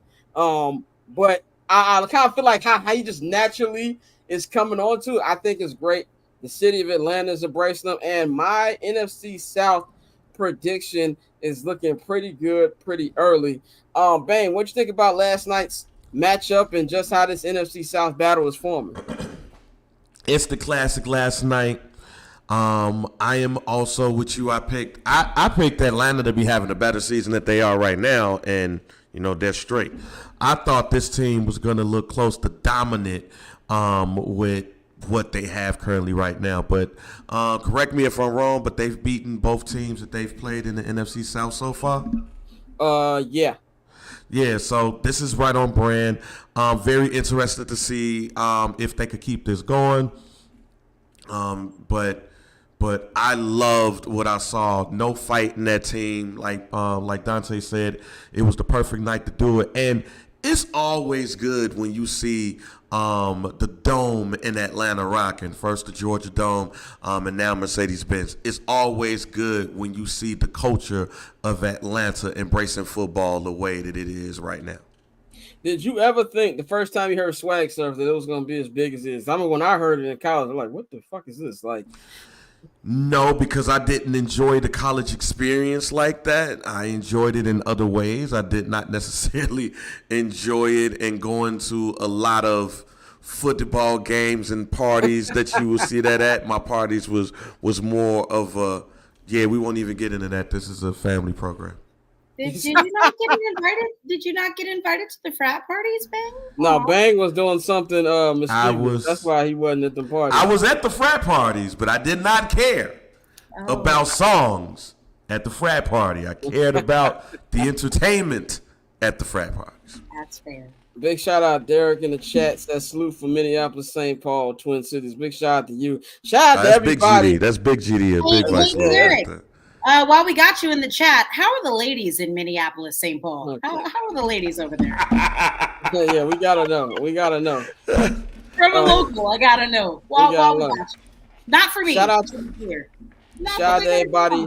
I'm an ally, but shout out to everybody watching on Instagram. We got a couple people watching on Instagram. I saw my guy Jason Golf in the chat on there, man. Shout out to everybody on there. But Courtney, what you think about last night's game and where you think this division is gonna go? I was watching for the first half, and then I just decided to get in bed because that seemed better. Drake London and Mike Evans both got me the points that I needed from fantasy, so I just watched the second half recap when I woke up this morning. Yeah, I fear once Kirk Cousins is finally able to actually start moving around back there, I'm actually kind of I don't want to say afraid, but a little nervous. And especially, I think I saw how many different guys did he hand or pass the ball off to last night? There's a lot of different guys on that offense, and that makes me nervous because how do you game plan against that, right? So yeah, as far as the division, the Bucks, I'm not too high on the Bucks. I wasn't too high on the Bucks to start the season. Yeah, I think the Falcons could very well win this division. And that makes me nauseous because I hate the Falcons. Derek in the chat says the women are beautiful in Minneapolis / St. Paul. The Mankato mommies, you know what I'm saying? The Mankato mommies. The St. Paul starlets. Better stay home. Let's move on to the one of the biggest stories coming out of week 5. We're coming into week 5 this week. Mr. DaVante Adams is hitting the trade block. This all kind of came at the last Sunday, a story that I didn't even know was a story till like Monday, because I didn't see people talking about it. But apparently there was a post on Instagram with somebody saying that they think DaVante Adams has played his last down for the Las Vegas Raiders, and head coach Antonio Pierce liked the photo, and just kind of went all downhill from there to the point where DaVante actually asked for a trade 2 days ago. And you got a lot of people coming out saying, oh, it's going to be the Jets. You know, the Steelers should get involved. And even today, DaVante put a picture of Edgar Allan Poe on his Instagram. Now, for those of you who don't know, he's from Baltimore. I think he has something called the Raven or something like that. I don't. Oh yeah, Quote the Raven, nevermore, nigga. What is once upon a cold December, while I ponder weak and weary, once upon a curious volume of forgotten lore. Come on, bro, you don't know the fucking Raven? Look, man, look. I've been out of school for a long time. I've been out of school for a long time. Me too. The Raven, nigga. He was a. You never read the one Cask of Amontillado where he trapped the dude behind the bricks? If I did, I was probably asleep in my class. Sleep those little loaves of death, nigga. Quality fiction, brother. He'd have been better off putting the posters, picture of Stringer Bell up there. That'd have made more sense to me. I was like, okay. Now I know. Edgar Allan Poe was from Baltimore. He wrote the Raven. That's why the Baltimore Ravens are called that. Okay. Oh, that's why they're called that. Oh, yeah. Okay. The more you know. I didn't know that, but so you got that going on. My question to all y'all is not who y'all think he's gonna go to. What do you think is the best fit for DaVante Adams? Courtney, I'm gonna go to you first. I mean, if you want to make an offense even more high-powered than it already is and really truly assemble the Avengers, then he would end up in Baltimore. But he might as well just go ahead and go hang out with Aaron Rodgers again, especially if we're trying to do this whole, what about Derek Carr? Man, don't send that man to New Orleans. Don't do that to him. Please not. Please don't do that man like that. Just go ahead and ship it up to New York. But I think the best fit for him, in my opinion, would be Baltimore. That's just me. Bang, what you think's the best pick for DaVante? What's that Commander song you be singing? Left hand up. Who are we? The Commanders. That's the best team to go to in this case. Terry McLaurin and DaVante Adams would be crazy. That would be crazy, and it would be perfect for a young quarterback such as Jaden Daniels. Don't get me wrong, it sounds good in Baltimore, but we know how you feel about black quarterbacks. Okay. And what I don't want is that man to go over to a town that has a black quarterback and it is wasted. And DaVante is my favorite wide receiver, so I will bring the hammer down on young Lamar if he make my man look like a check down merchant. Yeah, but him going to Washington with that division being as wide open as it is, I would love to see him with the Commanders. For me, and I think Orlando stole my answer. The best fit is the Buffalo Bills. I would love to see DaVante with young Joshua Allen going out there dominating. DaVante, I believe, is still pound for pound the best wide receiver in football. The fact that you look at the numbers with the just ass quarterbacks he's been playing with the last 2 years just shows you how dominant he is. But let's just cut the crap. We know where this nigga's going. He's going to Jersey. He's going to the Jets. He's going to go play with his man Aaron. That's exactly what's going to happen. I believe it's just a matter of time. Aaron Rodgers is in Woody Johnson's office right now. Like, look, we already got to get rid of Salah, but I want DaVante here. You know what I'm saying? I want DaVante here. And they're paying Aaron a lot of money. They gave up a lot to get Aaron. The offense looks terrible. And if you watch the wide receiver show on Netflix, my man was like, I can't wait to kick it with Aaron this week. Like, I just need to get out. He wants to be with his boy. I'm not saying it's not gonna happen, but it's the Raiders he's on. I don't necessarily think that the Raiders is here for making people happy. And you think they'll send him to Baltimore then? I don't know. I Courtney actually think it's more likely that he would go to a team in the NFC. Yeah, what a surprise. Scott wants what the White can't do. Okay, all right. I think it's more likely to see him go to a team in the NFC than it is for the Jets. It's just the organization and how the organization, how Al Davis has done in the past, and now his son. Do you think? I really don't think this son is going to be like, I'll give you what you want.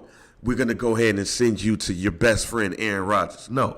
I think it's more likely to see him with the Commanders or with the Saints than it is with a team that if he does leave, you're basically kowtowing to him. And the Raiders is not the organization, or never have been the organization where they just been like, you know what, we're going to give you what you want. So I'm not so sure that that's going to happen. And in order for it to happen, the Jets will have to overpay, because we know that is a preferred destination and it's in division or in conference. So I'm not so sure that the Jets is going to happen. That's a fair point. That is a fair point. But I do think if they have to pay the $5, they will do that. Who knows? They really going to have to pay the $5. I'm letting you know now, for the record, if DaVante Adams goes to the New Orleans Saints, we are going to have to do an emergency show. You're gonna have to do it on the show yelling. You are gonna be fucking sick of me. We have never been more back if he goes to the fucking New Orleans Saints. I'll tell you what else you're gonna be sick of. Derek Carr overthrowing him in 2 weeks. Derek Carr has never been a great Red Bull. There's a lot of other great pieces in that offense. Give me DaVante Adams. Oh my God, you're gonna be sick of me. Oh man, let's just get right into the week 5 slate here, man. Predict these upcoming games. Courtney, we already gave our picks for Bears Panthers, but of course we're gonna give it to you. Who do you think is gonna win this coming Sunday at the crib in Chicago? Don't fuck up now. Give me the Bears. Give me the Bears in it, and I don't think it'll be particularly close. That Bears defense, even though the offense kind of off to a little bit of a sputtering start, that Bears defense is legit. So yeah, give me the Bears by 10 points at least. 10 points at least. I hope so. And I also hope that the Bears media room will stop giving us dry ass chicken for lunch. But anyway, moving right along. We have the London game of the week. The first of 2 London games. Speaking of Aaron Rodgers will be going to face the team he's very familiar with. That is the Minnesota Vikings, man. I think that the Jets get a win. I think that the Vikings catch their first L. I think that, Aaron's going to play pretty well, and he's going to enjoy his last game throwing to just Johnny Gillface, a.k.a. a.k.a. my man Garrett Wilson, before DaVante joins the fold, man. Bang, how you got this one going? Hey, man, I got the Minnesota Vikings on this game right here. I do not trust the Jets, their chemistry, and all of that. If anything, this will be the game that tries to make Aaron Rodgers go up in there and be like, yo, y'all got to pay the $5. So, no, I got the Minnesota Vikings on this. Courtney, what you got? I'm with Bang. Give me the Vikings. Hey. I don't trust that Jets defense at all. So, give me the Vikings. This next game is going to be a pretty interesting game, man. You got the Bengals, who just won their first game of the season last week, beating the Carolina Panthers. And then you have the Baltimore Ravens coming off a straight-up whooping of the Buffalo Bills. This was in Cincinnati. I got the Ravens winning because this Bengals defense might actually be the one, if not the worst defense in the NFL. It's terrible. I think the Ravens have finally learned to give the ball to Derrick Henry and get out of his way. And they're going to run that defense down. I got the Ravens winning this one by double digits. Courtney, what you got? I'm in the same boat. I think the Bengals defense is terrible. And I got to be honest, the Bengals are going to have to start facing some tough questions if they lose this game, or in my opinion, when they lose this game, because they'll be 1-5? 1-5. Yeah. 1-5. you're staring down some tough decisions. Maybe you want to trade T. Higgins. Let's get that over with sooner rather than later. Because they'll be 1-4. My bad. Yeah. We're in week 5, not week 6. Yeah. I'm thinking about college football. You're staring 1-4 in the face. Give me the Ravens by double digits. Bang, man. How you got this one going? Hey, man, Burrow and the Bengals normally play the Ravens very good. He's normally kryptonite. He has washed them a couple of times. I'm not saying that this is going to be a wash, but I do have the Bengals upsetting the Baltimore Ravens. Well, this is a division game. Stupid stuff happens in division games. Stupid finish alert. Stupid finish alert. Joe Burrow has been playing well in the face of a god-awful defense. Yeah, and not even that. The Ravens low-key have had some dumb, silly finishes. Speaking of, like, they have not been able to close games particularly well. So I mean, just look at the Raiders game they had, which they still need. Not even the Raiders, the Cowboys too. All them garbage time points had Ravens fans clutching the pearls a little bit. I mean, even the Buffalo Bills game was a little bit too close for comfort. This next game is gonna be terrible, nigga. Jaguars Colts. The Jaguars are looking 0-5 in the face. Best game on the card. A nasty AFC South matchup. The Colts are probably going to be without the worst quarterback in football, Anthony Richardson. Jonathan Taylor is going to be out for this one. Bro, this is how down I am on the Jacksonville Jaguars. I got the Colts winning this one, bro. I think Joe Flacco going to go out there and do some things. Trick off Trev, bro. Duval, Daniel Jones. That nigga Doug Peterson might get fired this week, bro. It's finna get ugly. Courtney, how you got this one going? Where's the game? It's in Jacksonville. Oh shit, yeah. Yeah, I think the Jags might win their first game this weekend, y'all. I think it might happen. Yeah, fuck it. Give me the Jags. Got the number 1.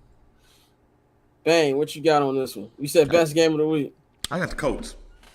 Joe Flacco, Trey Sermon, Michael Pittman Jr., Josh Downs. We finally saw some life out of Josh Downs. Nah, man, I got the Colts on this one. Finally saw some life out of Josh Downs is hilarious. Exactly. I said it before when we did the first show with our NF. I said that I thought the connection between Josh Downs and Anthony Richardson, but now we ain't got Anthony Richardson. But still look to Josh Downs. I think after last week, he finally getting something going. Pubics J. Dahome is hilarious. You say pubics? You never been to Publix? You never been to Publix? Publix. Is that Publix? I ain't been there. What's that, sandwich shop? It's a grocery store. It's like one of the best grocery stores in America, brother. Nigga said Publix. Publix. Somebody's gonna talk about that. It's all good. So it's called a pub sub. They have like a sandwich. So it's not like a Potbellies or something. And they have something called a pub sub. I'm just trying to imagine somebody calling it a pub sub. That's hilarious. I thought it was like a Potbellies or something. Nigga. It has they literally have a sandwich station in the grocery store. Oh, it be lit in that motherfucker. Your own subs. They're fine. So it be Trader Joe's cracking? It's like a traditional, it's like a traditional box grocery store, but then they have like a little sushi stand and like, some of them have like a place where you can drink wine and shit. It's great. So it's like Mariano's pretty much. Yeah, it's like not upscale Mariano's. It be lit in that bitch. Orlando said that's a CPS education. Go to hell. Patriots Dolphins is gonna be the worst game of the week. All right, God. Patriots Dolphins. Okay, because your shit was like underwater. Oh, my bad. Can you hear me now? All right, we good. Okay. Patriots Dolphins. Worst game of the week. I don't care who's gonna win this one. I'm gonna say Patriots. I don't even know who's starting the quarterback for the Dolphins. Bang, what you think? I saw a report that says that the Patriots are near mutiny. Wow. And I was like, why? Y'all knew y'all ass was going to Y'all knew y'all going to stink, right? They knew y'all was going to stink. So because of that, I'm going with the Miami Dolphins. If they really are pissed off at Jared Mayo and that staff, yeah, you might as well go ahead and get ready for a 1-15 season again. because that's happened before in that organization, man. I got the Miami Dolphins winning this one. How dare we be Huff as mutiny begins? Courtney, how you got this game going? Yeah, I haven't thought too much about it. How can you be near mutiny? You have literally no offensive line, and who else offensively do you have besides Ramondre Stevenson? Give me the Dolphins, but like it's not going to be a good game at all. Like I might take a nap. Kyle says, Scott, take the sunglasses off. I think not. It's not happening. This next game, man, this is going to be a nice game I want to see here. The Commanders return home after that nice little 2-week road vacation where, according to national media, Jaden Daniels became Jesus Christ. I'm going – the Browns are so bad, bro. I saw a joke. I heard a joke. Barstool Big Cat said on Waddle and Sylvie that Deshaun Watson is so bad as a football player that he looks like a better person than he does a football player, which I thought was so hilarious. I'm mad that I didn't come up with that joke. That's how good that one was. The Browns are going down a very dark path in different ways than one. More than one way.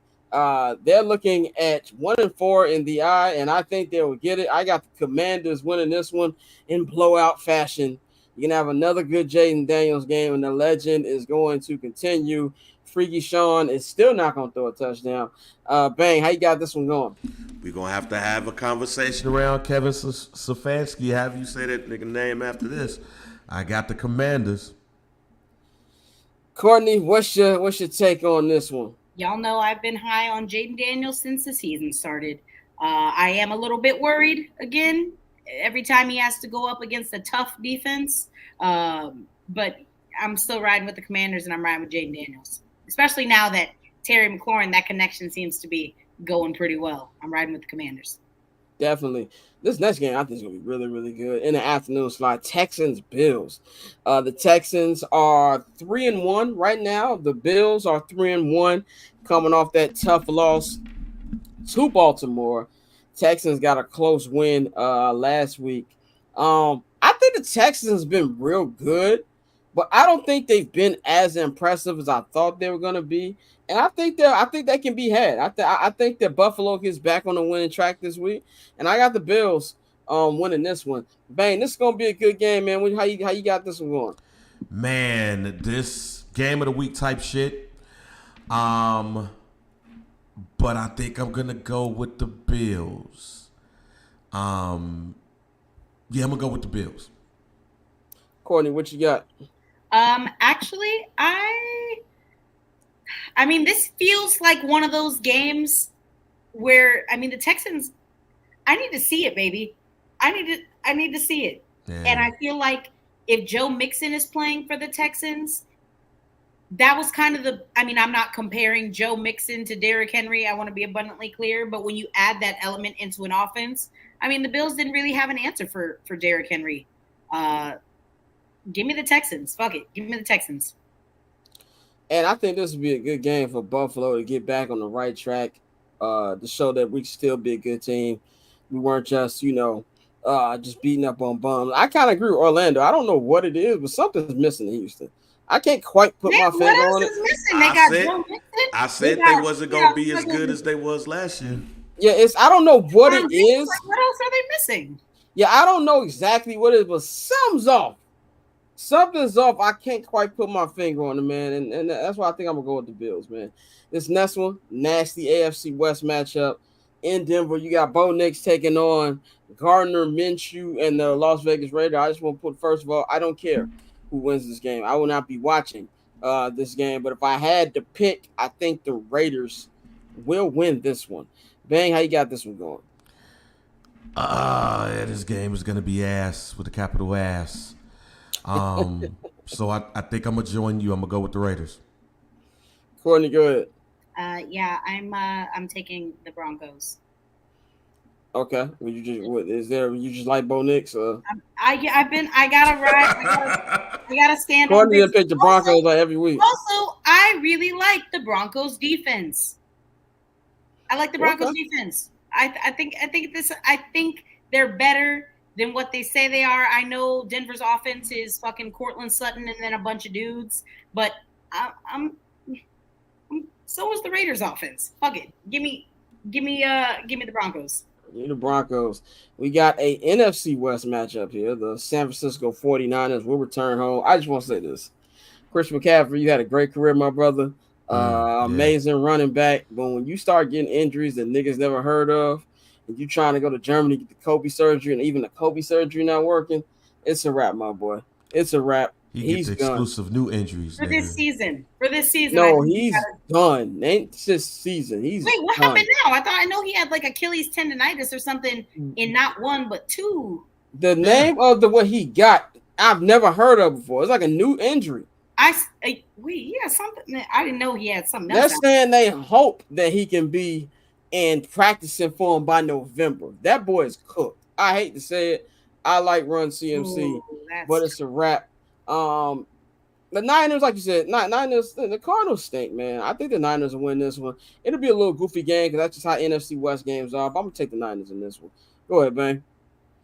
Man, it is hard for me to see Christian McCaffrey where he's at. But luckily, they're going against teams like the Cardinals that could smooth things over. Niners big. Niners big. Go ahead, Courtney. What you got? Yeah, I'm going with the Niners. I'm not sold on the Arizona Cardinals offense right now. Give me the Niners. Yeah, who is the coach in Arizona right now? Does anybody know? Some dude that was with the Eagles, the defensive coordinator. Some dude that was with the Eagles. That's it. Buddy ass with the Eagles is the head coach. Head coach Buddy ass. Oh yeah. Jonathan Gannon. Yep, that's what it is. Jonathan Gannon. SoFi Stadium will be looking like Lambeau Field West. They'll be hosting the Green Bay Packers. Jordan Love looked like a BLT merchant last Sunday. Didn't look like he's supposed to be out there playing, but he's playing through it. Man, look, I'm going with the Rams, and this ain't got nothing to do with my Packer hate. I just legitimately think that the Rams are going to be very prepared. I think you got another great play caller in Sean McVay going up against LaFleur. I think that the defense will be a little bit ready, and I just don't think that Jordan Love is right now. So I'm going to go with the Rams in a very close game. Go ahead, man. Oh, my bad. I just saw some shit on Ball Alert that they just fucked some shit up. My bad. I got the Rams winning this game. I mean, it is Ball Alert. Yeah, I got the Rams winning this game. They played us very well. They had the game against the Niners. The Packers, even though they end up coming back in that game against the Vikes, still don't know if Jordan Love is all the way right. So I'm gonna do we know if Jordan Love is even like really, really good yet? We don't know that either. Because I kind of feel like a lot of people, all Packer hate aside. No, for real. And it makes me, and like I'm riding with the Rams, but I'm also wondering, listen, I know you paid Jordan Love all this bread, but like, is it worth exploring maybe bringing Malik Willis in on like a Taysom Hill type shit and like maybe kind of exploring that and adding it into the offense? Because, I mean, the Packers look pretty good with Malik Willis. I know you don't pay a dude all that money to bring in another quarterback, but like also, I think Malik and both LaFleur have shown that they can hold the fort until Jordan Love is 100%. But even with him being 100%, he was throwing a lot of bullshit in that Eagles game. Like, I don't know if he's good yet. Like, I think we know he's good. He's a good quarterback. He's not bad. Yeah, no, I'm not saying like bring him in, but I'm just saying. No, I get what you're saying. I'm just saying in general, whether he's healthy or not. I'm just not 100%. I think that too many people are way too sold on Jordan Love. But next game, man, we've got the Seattle Seahawks coming off a Monday Night Football loss where they play absolutely no defense against the Detroit Lions. They'll be playing the New York Giants. The New York Giants will probably be without their one offensive weapon, Malik Neighbors, who is still dealing with concussion symptoms. I think the Seahawks going to win this one. The Seahawks going to win this one big. Bang, what you got? Man, I got the Seahawks in the route. Ain't nothing else to be said. I too got the Seahawks. Big day from Kenneth Walker, I hope. I need about 2 or 3 TDs, and I'll be a happy girl. Give me the Seahawks. Give you the Seahawks, man. These next games, Sunday night football in Steel City. at Heinz Field. I'm still calling it Heinz Field. I don't care what the new name is. It's Heinz Field to me, nigga. You're gonna see the Steelers, who are 3-1 right now, trying to go 4-1. Justin Fields on prime time. This is gonna be a massive game for Justin because Justin has not had a lot of good primetime games. So I'm really to see if he can take the next leap on this one. He hasn't reached advertisement status, as I've seen TJ Watt in every advertisement of this game, which I thought they're at least going to throw Justin in there. Mike Tomlin got to stop telling us that, when Russ gets healthy, we'll talk. There's nothing to talk about, my boy. Russell Wilson. Let me let you. I don't care. Russell Wilson should be holding that clip. Russell Wilson should be doing what a lot of us wish we were doing. That's making love to Sierra. Don't worry about playing football. You had a great career. You're a Super Bowl champion. You know what I'm saying? You got Rihanna pregnant. You got Sierra pregnant like 5 times. You are a winner in my book, brother. But it is over, and it is the Justin Skylar Fields era in Pittsburgh. The Cowboys stink. They stink. This defense stinks.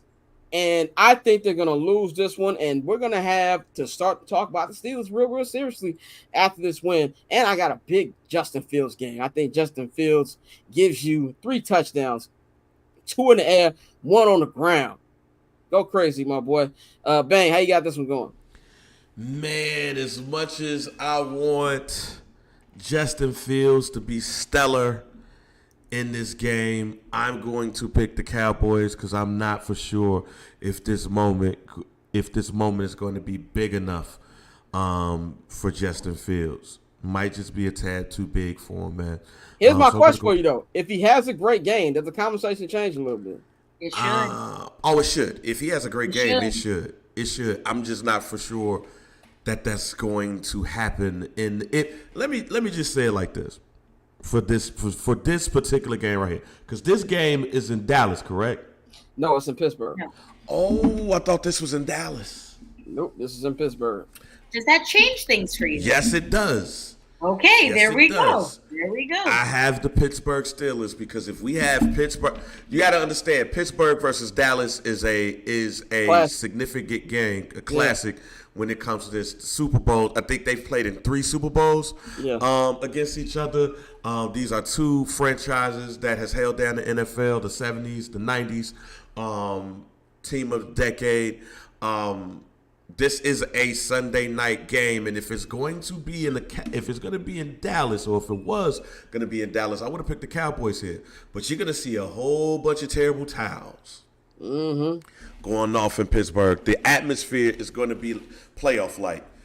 And I think that's going to be enough for the Pittsburgh Steelers and Justin to pull it out. So I got the Pittsburgh Steelers in the close one.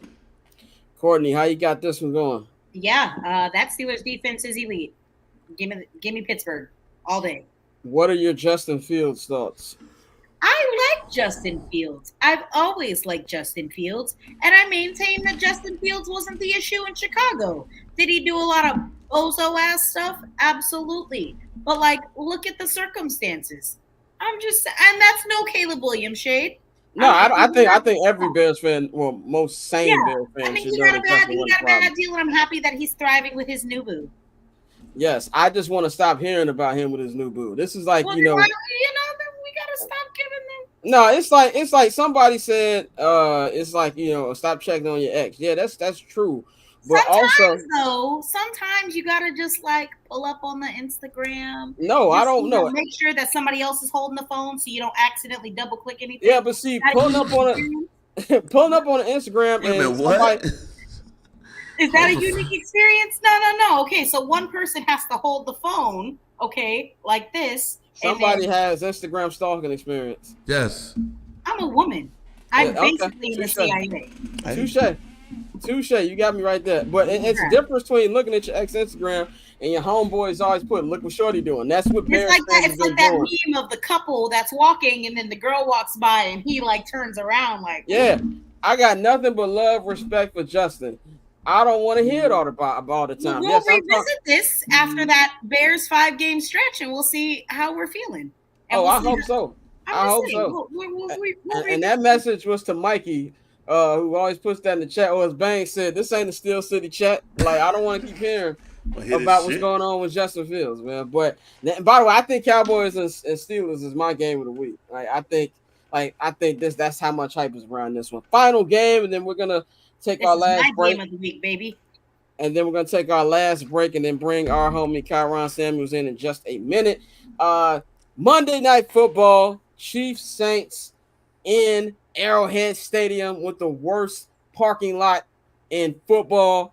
The Chiefs be welcoming Courtney Saints. The Saints is there. I feel like they're at a crossroad right now. They really, really need this dub to get back to their winning ways. And even though the Chiefs are 4-0, not really impressed. Not really impressed. Still think there's question marks there. Having said all that, this is Derek Carr. This is Arrowhead Stadium. Chris Jones is still live. Patrick Mahomes is still Patrick Mahomes. I got the Chiefs winning this one. It's gonna be a close, stupid game, but I got the Chiefs winning this one. Bang, how you got Monday Night Football going?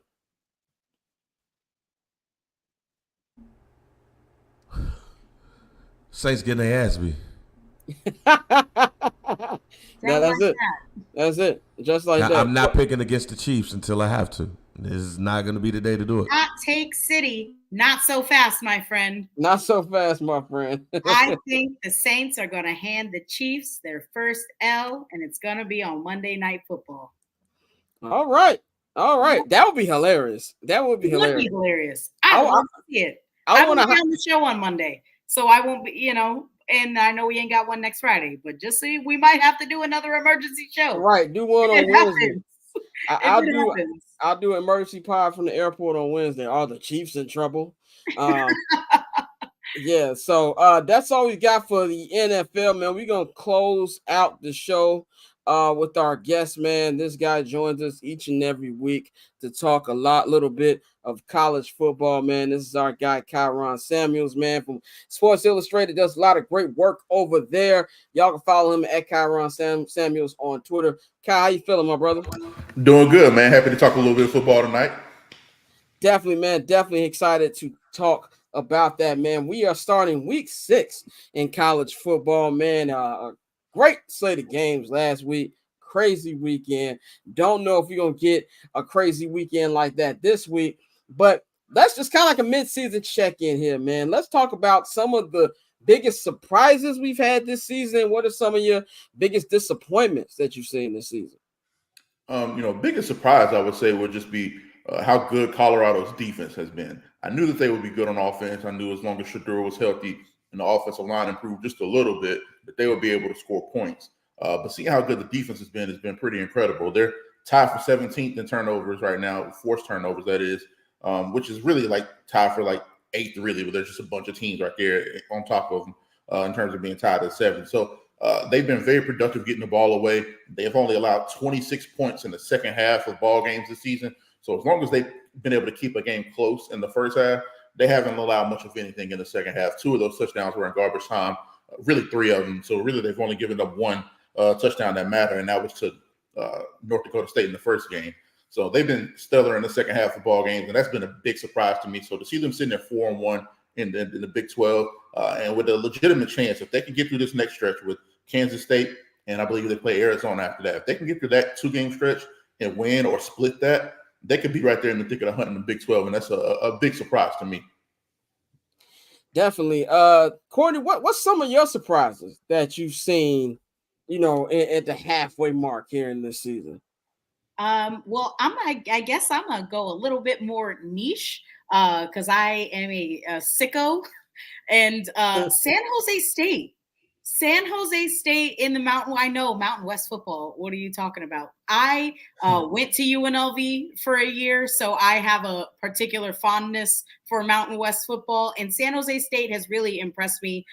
Emmett Brown came over from Washington State and has just really been able to take command of that offense. Nick Nash, who's one of their wide receivers, is a top 5 wide receiver in all of college football. I think he's like number 4 in total not total yardage, but in receptions. I think he actually might have the most receptions, and he has 8 touchdowns so far. That San Jose State offense has really impressed me, and I'm curious actually to see if they can keep that momentum going this weekend. They play at San Jose State tomorrow against Nevada, and I know that, again, garbage time football for a lot of people, but Mountain West football. Nah, that's a good It's on point. the I'm glad you said that. One more I got to throw out though. Yeah, Florida State, man. That is probably the biggest surprise now that I really think about it. I didn't think they would be as good as they were last season. I didn't think they would get back to the playoffs, but I thought they would be competitive. Maybe win the ACC 10-2, 9-3 type season. They're going to be lucky to win 3 ball games this year. That's got to be one of the biggest surprises for me as well. They play Clemson this weekend? Yeah, they play Clemson. Good luck. Tough sledding for them. Yeah. Bang, what's your biggest surprise? My biggest surprise, I mean, I'm not about to sit here and act like I watch a whole bunch of college football, and my weekends have been crazy. But to see Illinois where they're at currently right now was actually a surprise to me. I thought maybe one more year before we start to see some type of improvement for them. But even watching that Penn State game last week, they were in it. For the majority of the game, and they were at Happy Valley as well. So I was pretty shocked at seeing Illinois being able to stay close to one of the better teams in the big, however many teams that they have right now. Also, Colorado, like Kai said, Colorado's defense. I still stick to the sky's gonna fall probably these next couple of weeks.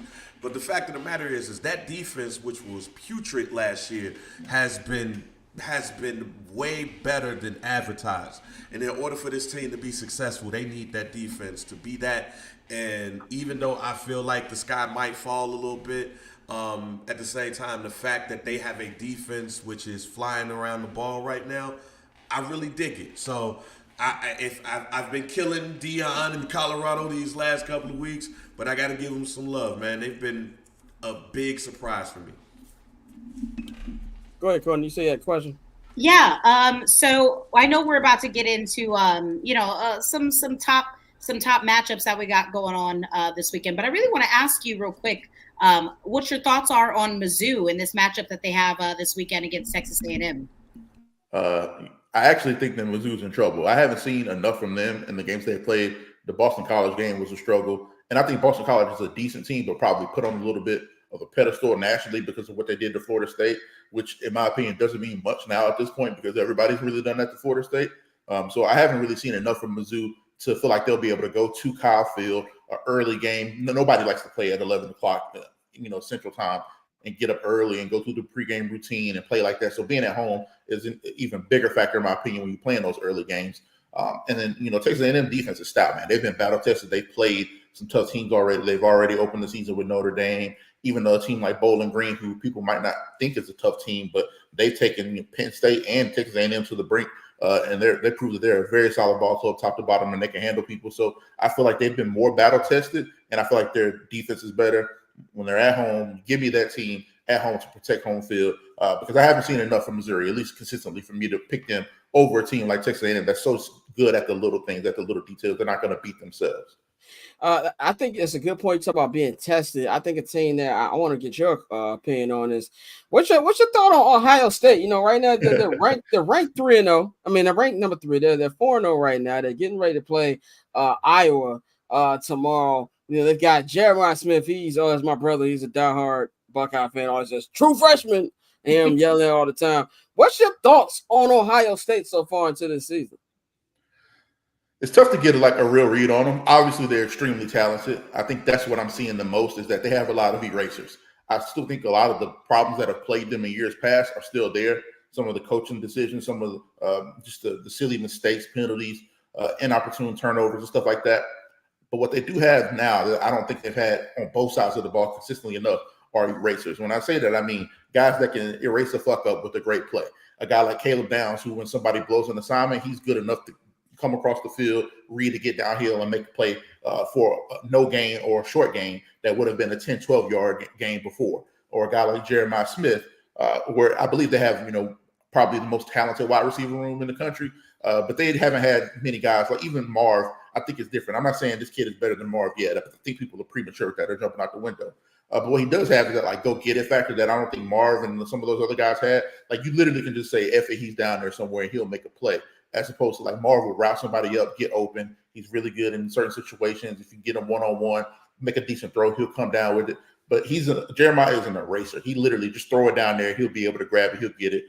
So even guys like I got to give Lathan Ransom some credit. He's been doing a really good job at forcing turnovers, being where he's supposed to be. And those two running backs, Henderson and Judkins, when they've struggled a little bit, they've been able to lean on that run game. And that's something that they haven't really had consistently in the past as well. So I don't know how good they are yet. I think they're very talented. But one thing I have noticed, and I think is going to be great for them down the stretches, they have those erasers and those guys that can make you, they can put you in a good opportunity even if you have bad play.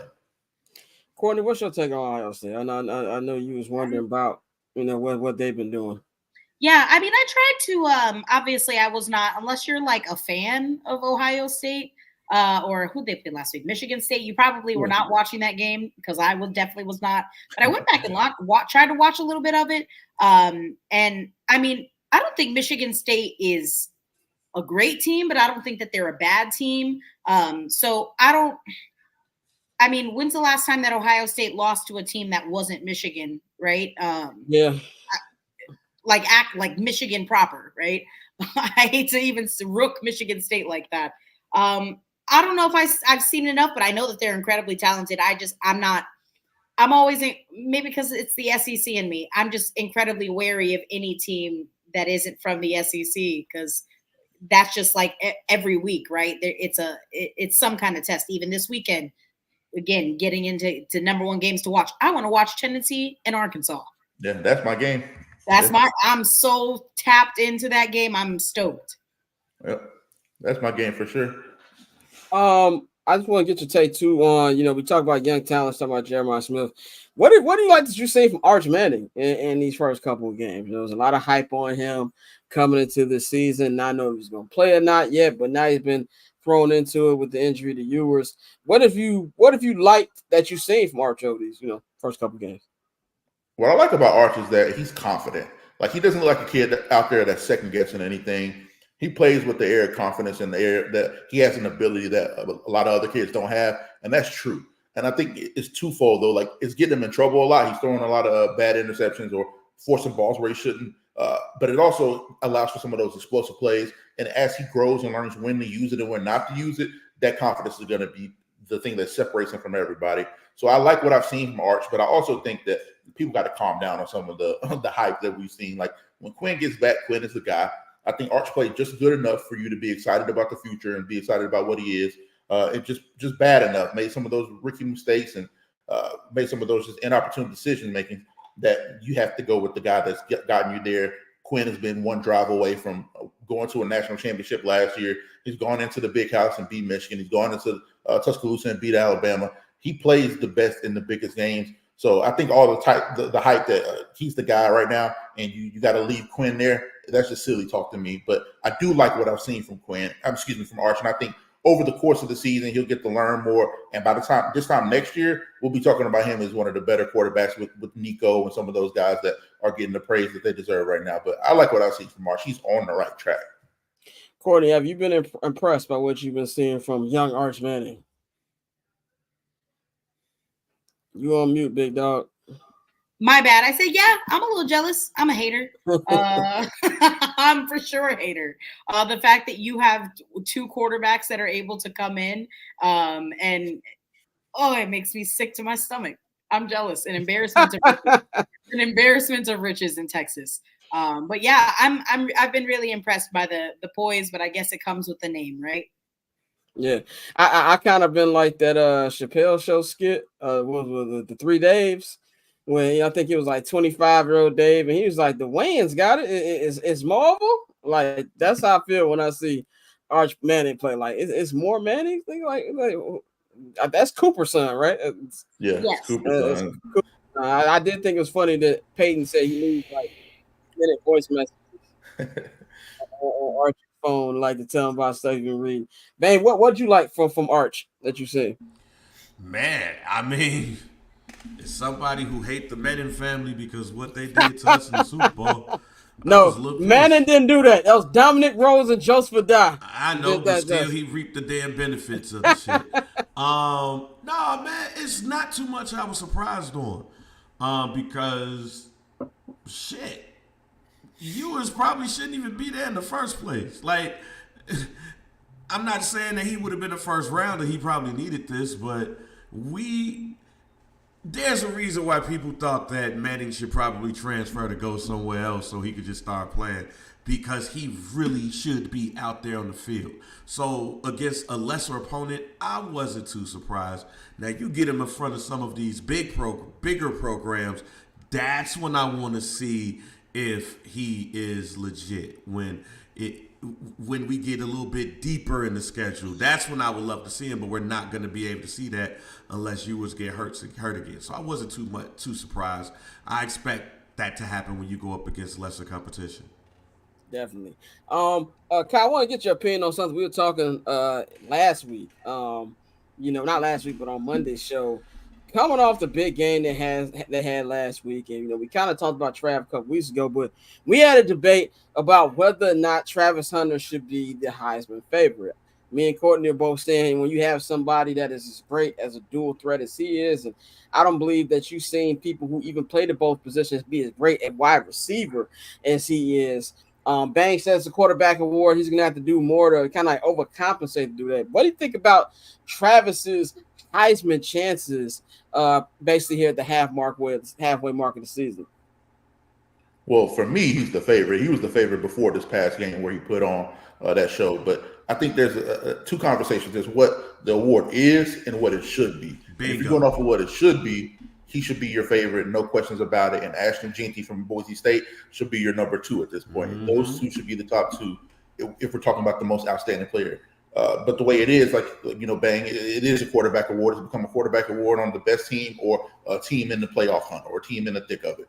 Unless you do something just outstanding, like you have to have a Lamar Jackson type season. You have to have a Johnny Manziel type season where you're doing something transcendent that we haven't really seen before. And the only person that's doing that, well, 2 people that are doing it right now, is Ashton Jeanty and Travis Hunter. So those would be my top 2. But I think that you got to put it this way. People have him evaluated as a top wide receiver, top 2, him and Tedero McMillan from a draft perspective. They also have him rated as a top 2 cornerback with Will Johnson.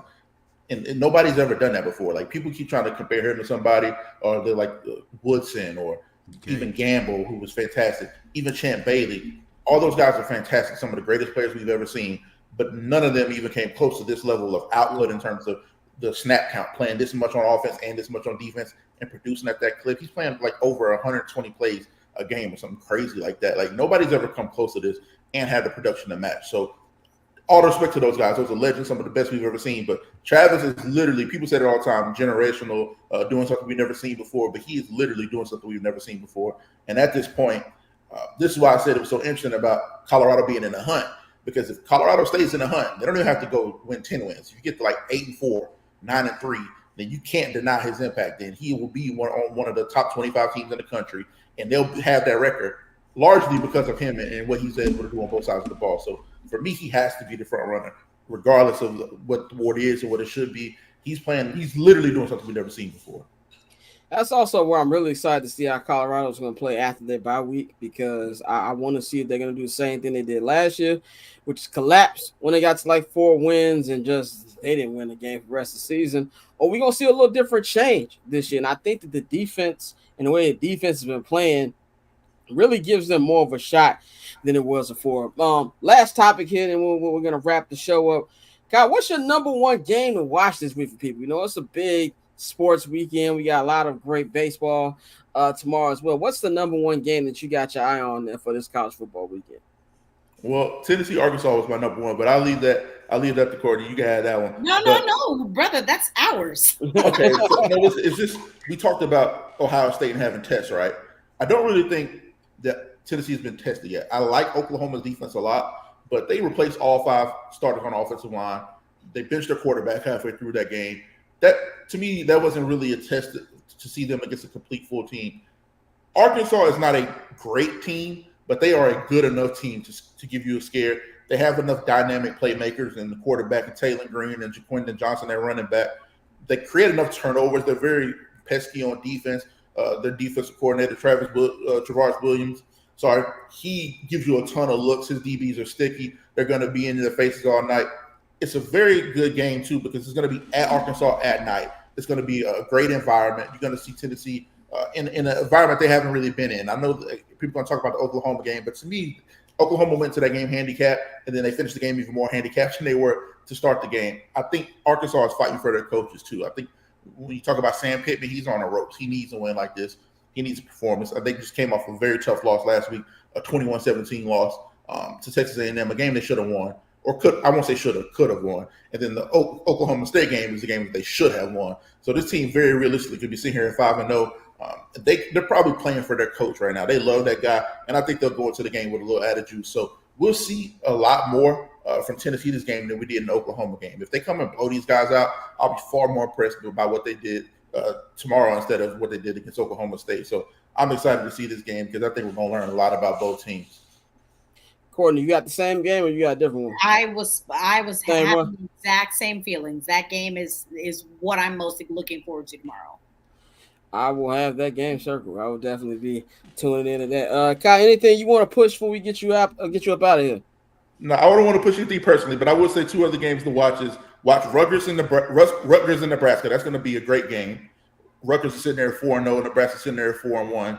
And then another game I want to watch is the Michigan-Washington game because it's a rematch of last year's national championship game, but neither one of those teams look like the same team from last year. So it's kind of a crossroad game for both programs. Like if Michigan wins this game, they're going to be on the right track. And even though the offense sucks and they can't throw the ball, if they can find ways to win with defense and run game, they're going to be sitting in the thick of the hunt in the Big Ten. In Washington, they need a win like that after losing to Washington State and blowing a couple of games. They need to get back on track. So that's a big one for me as well. But appreciate you guys having me on as always, and holler at me anytime. Definitely, man. He is Kyron Samuels. He is our college football correspondent for the season. Y'all can follow him at Kyron Samuels on social media. Kai, we're going to holler at you, my guy. Appreciate it, man. See y'all. Yes, sir. Yes, sir. That is all for this edition of I'm Not Gonna Hold You. Like I said, next week, the schedule will be as follows. We will have our show on Monday, per usual, that we usually have. But next Friday, there will be no show. Me and Dante will be in London getting ready for this Bears game. Check out all of our Bears coverage show. The Bears going to be in London the entire week, so we'll be covering the practices as well. So look out for all that on Barber's Chair, 79th and Hallis, everything like that, man. Courtney, Bang, anything y'all want to say before we wrap up? Nah, man, good show today. Have a good sports weekend. I read something that's like basically a lot of football is going to be happening in these next couple of months, so I'm probably not going to be doing shit, but watching the games that Courtney tell me to watch. Yeah, Courtney gave you some homework. Even though I don't believe Iowa's going to score this weekend.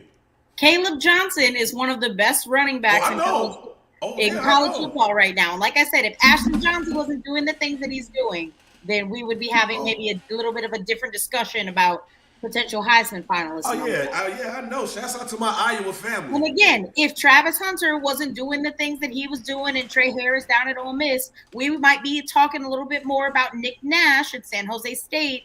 Maybe not so much only on the Biletnikoff watch list, but maybe in that Heisman top 10, area. So tap into that San Jose State game tomorrow. If you are in the Bay Area, go to San Jose State. They're doing a great little thing called Brew and Vine. Go hit that up tomorrow. $50 get you into the game, get you unlimited food and wine. I would be there if I could. That sounds incredible.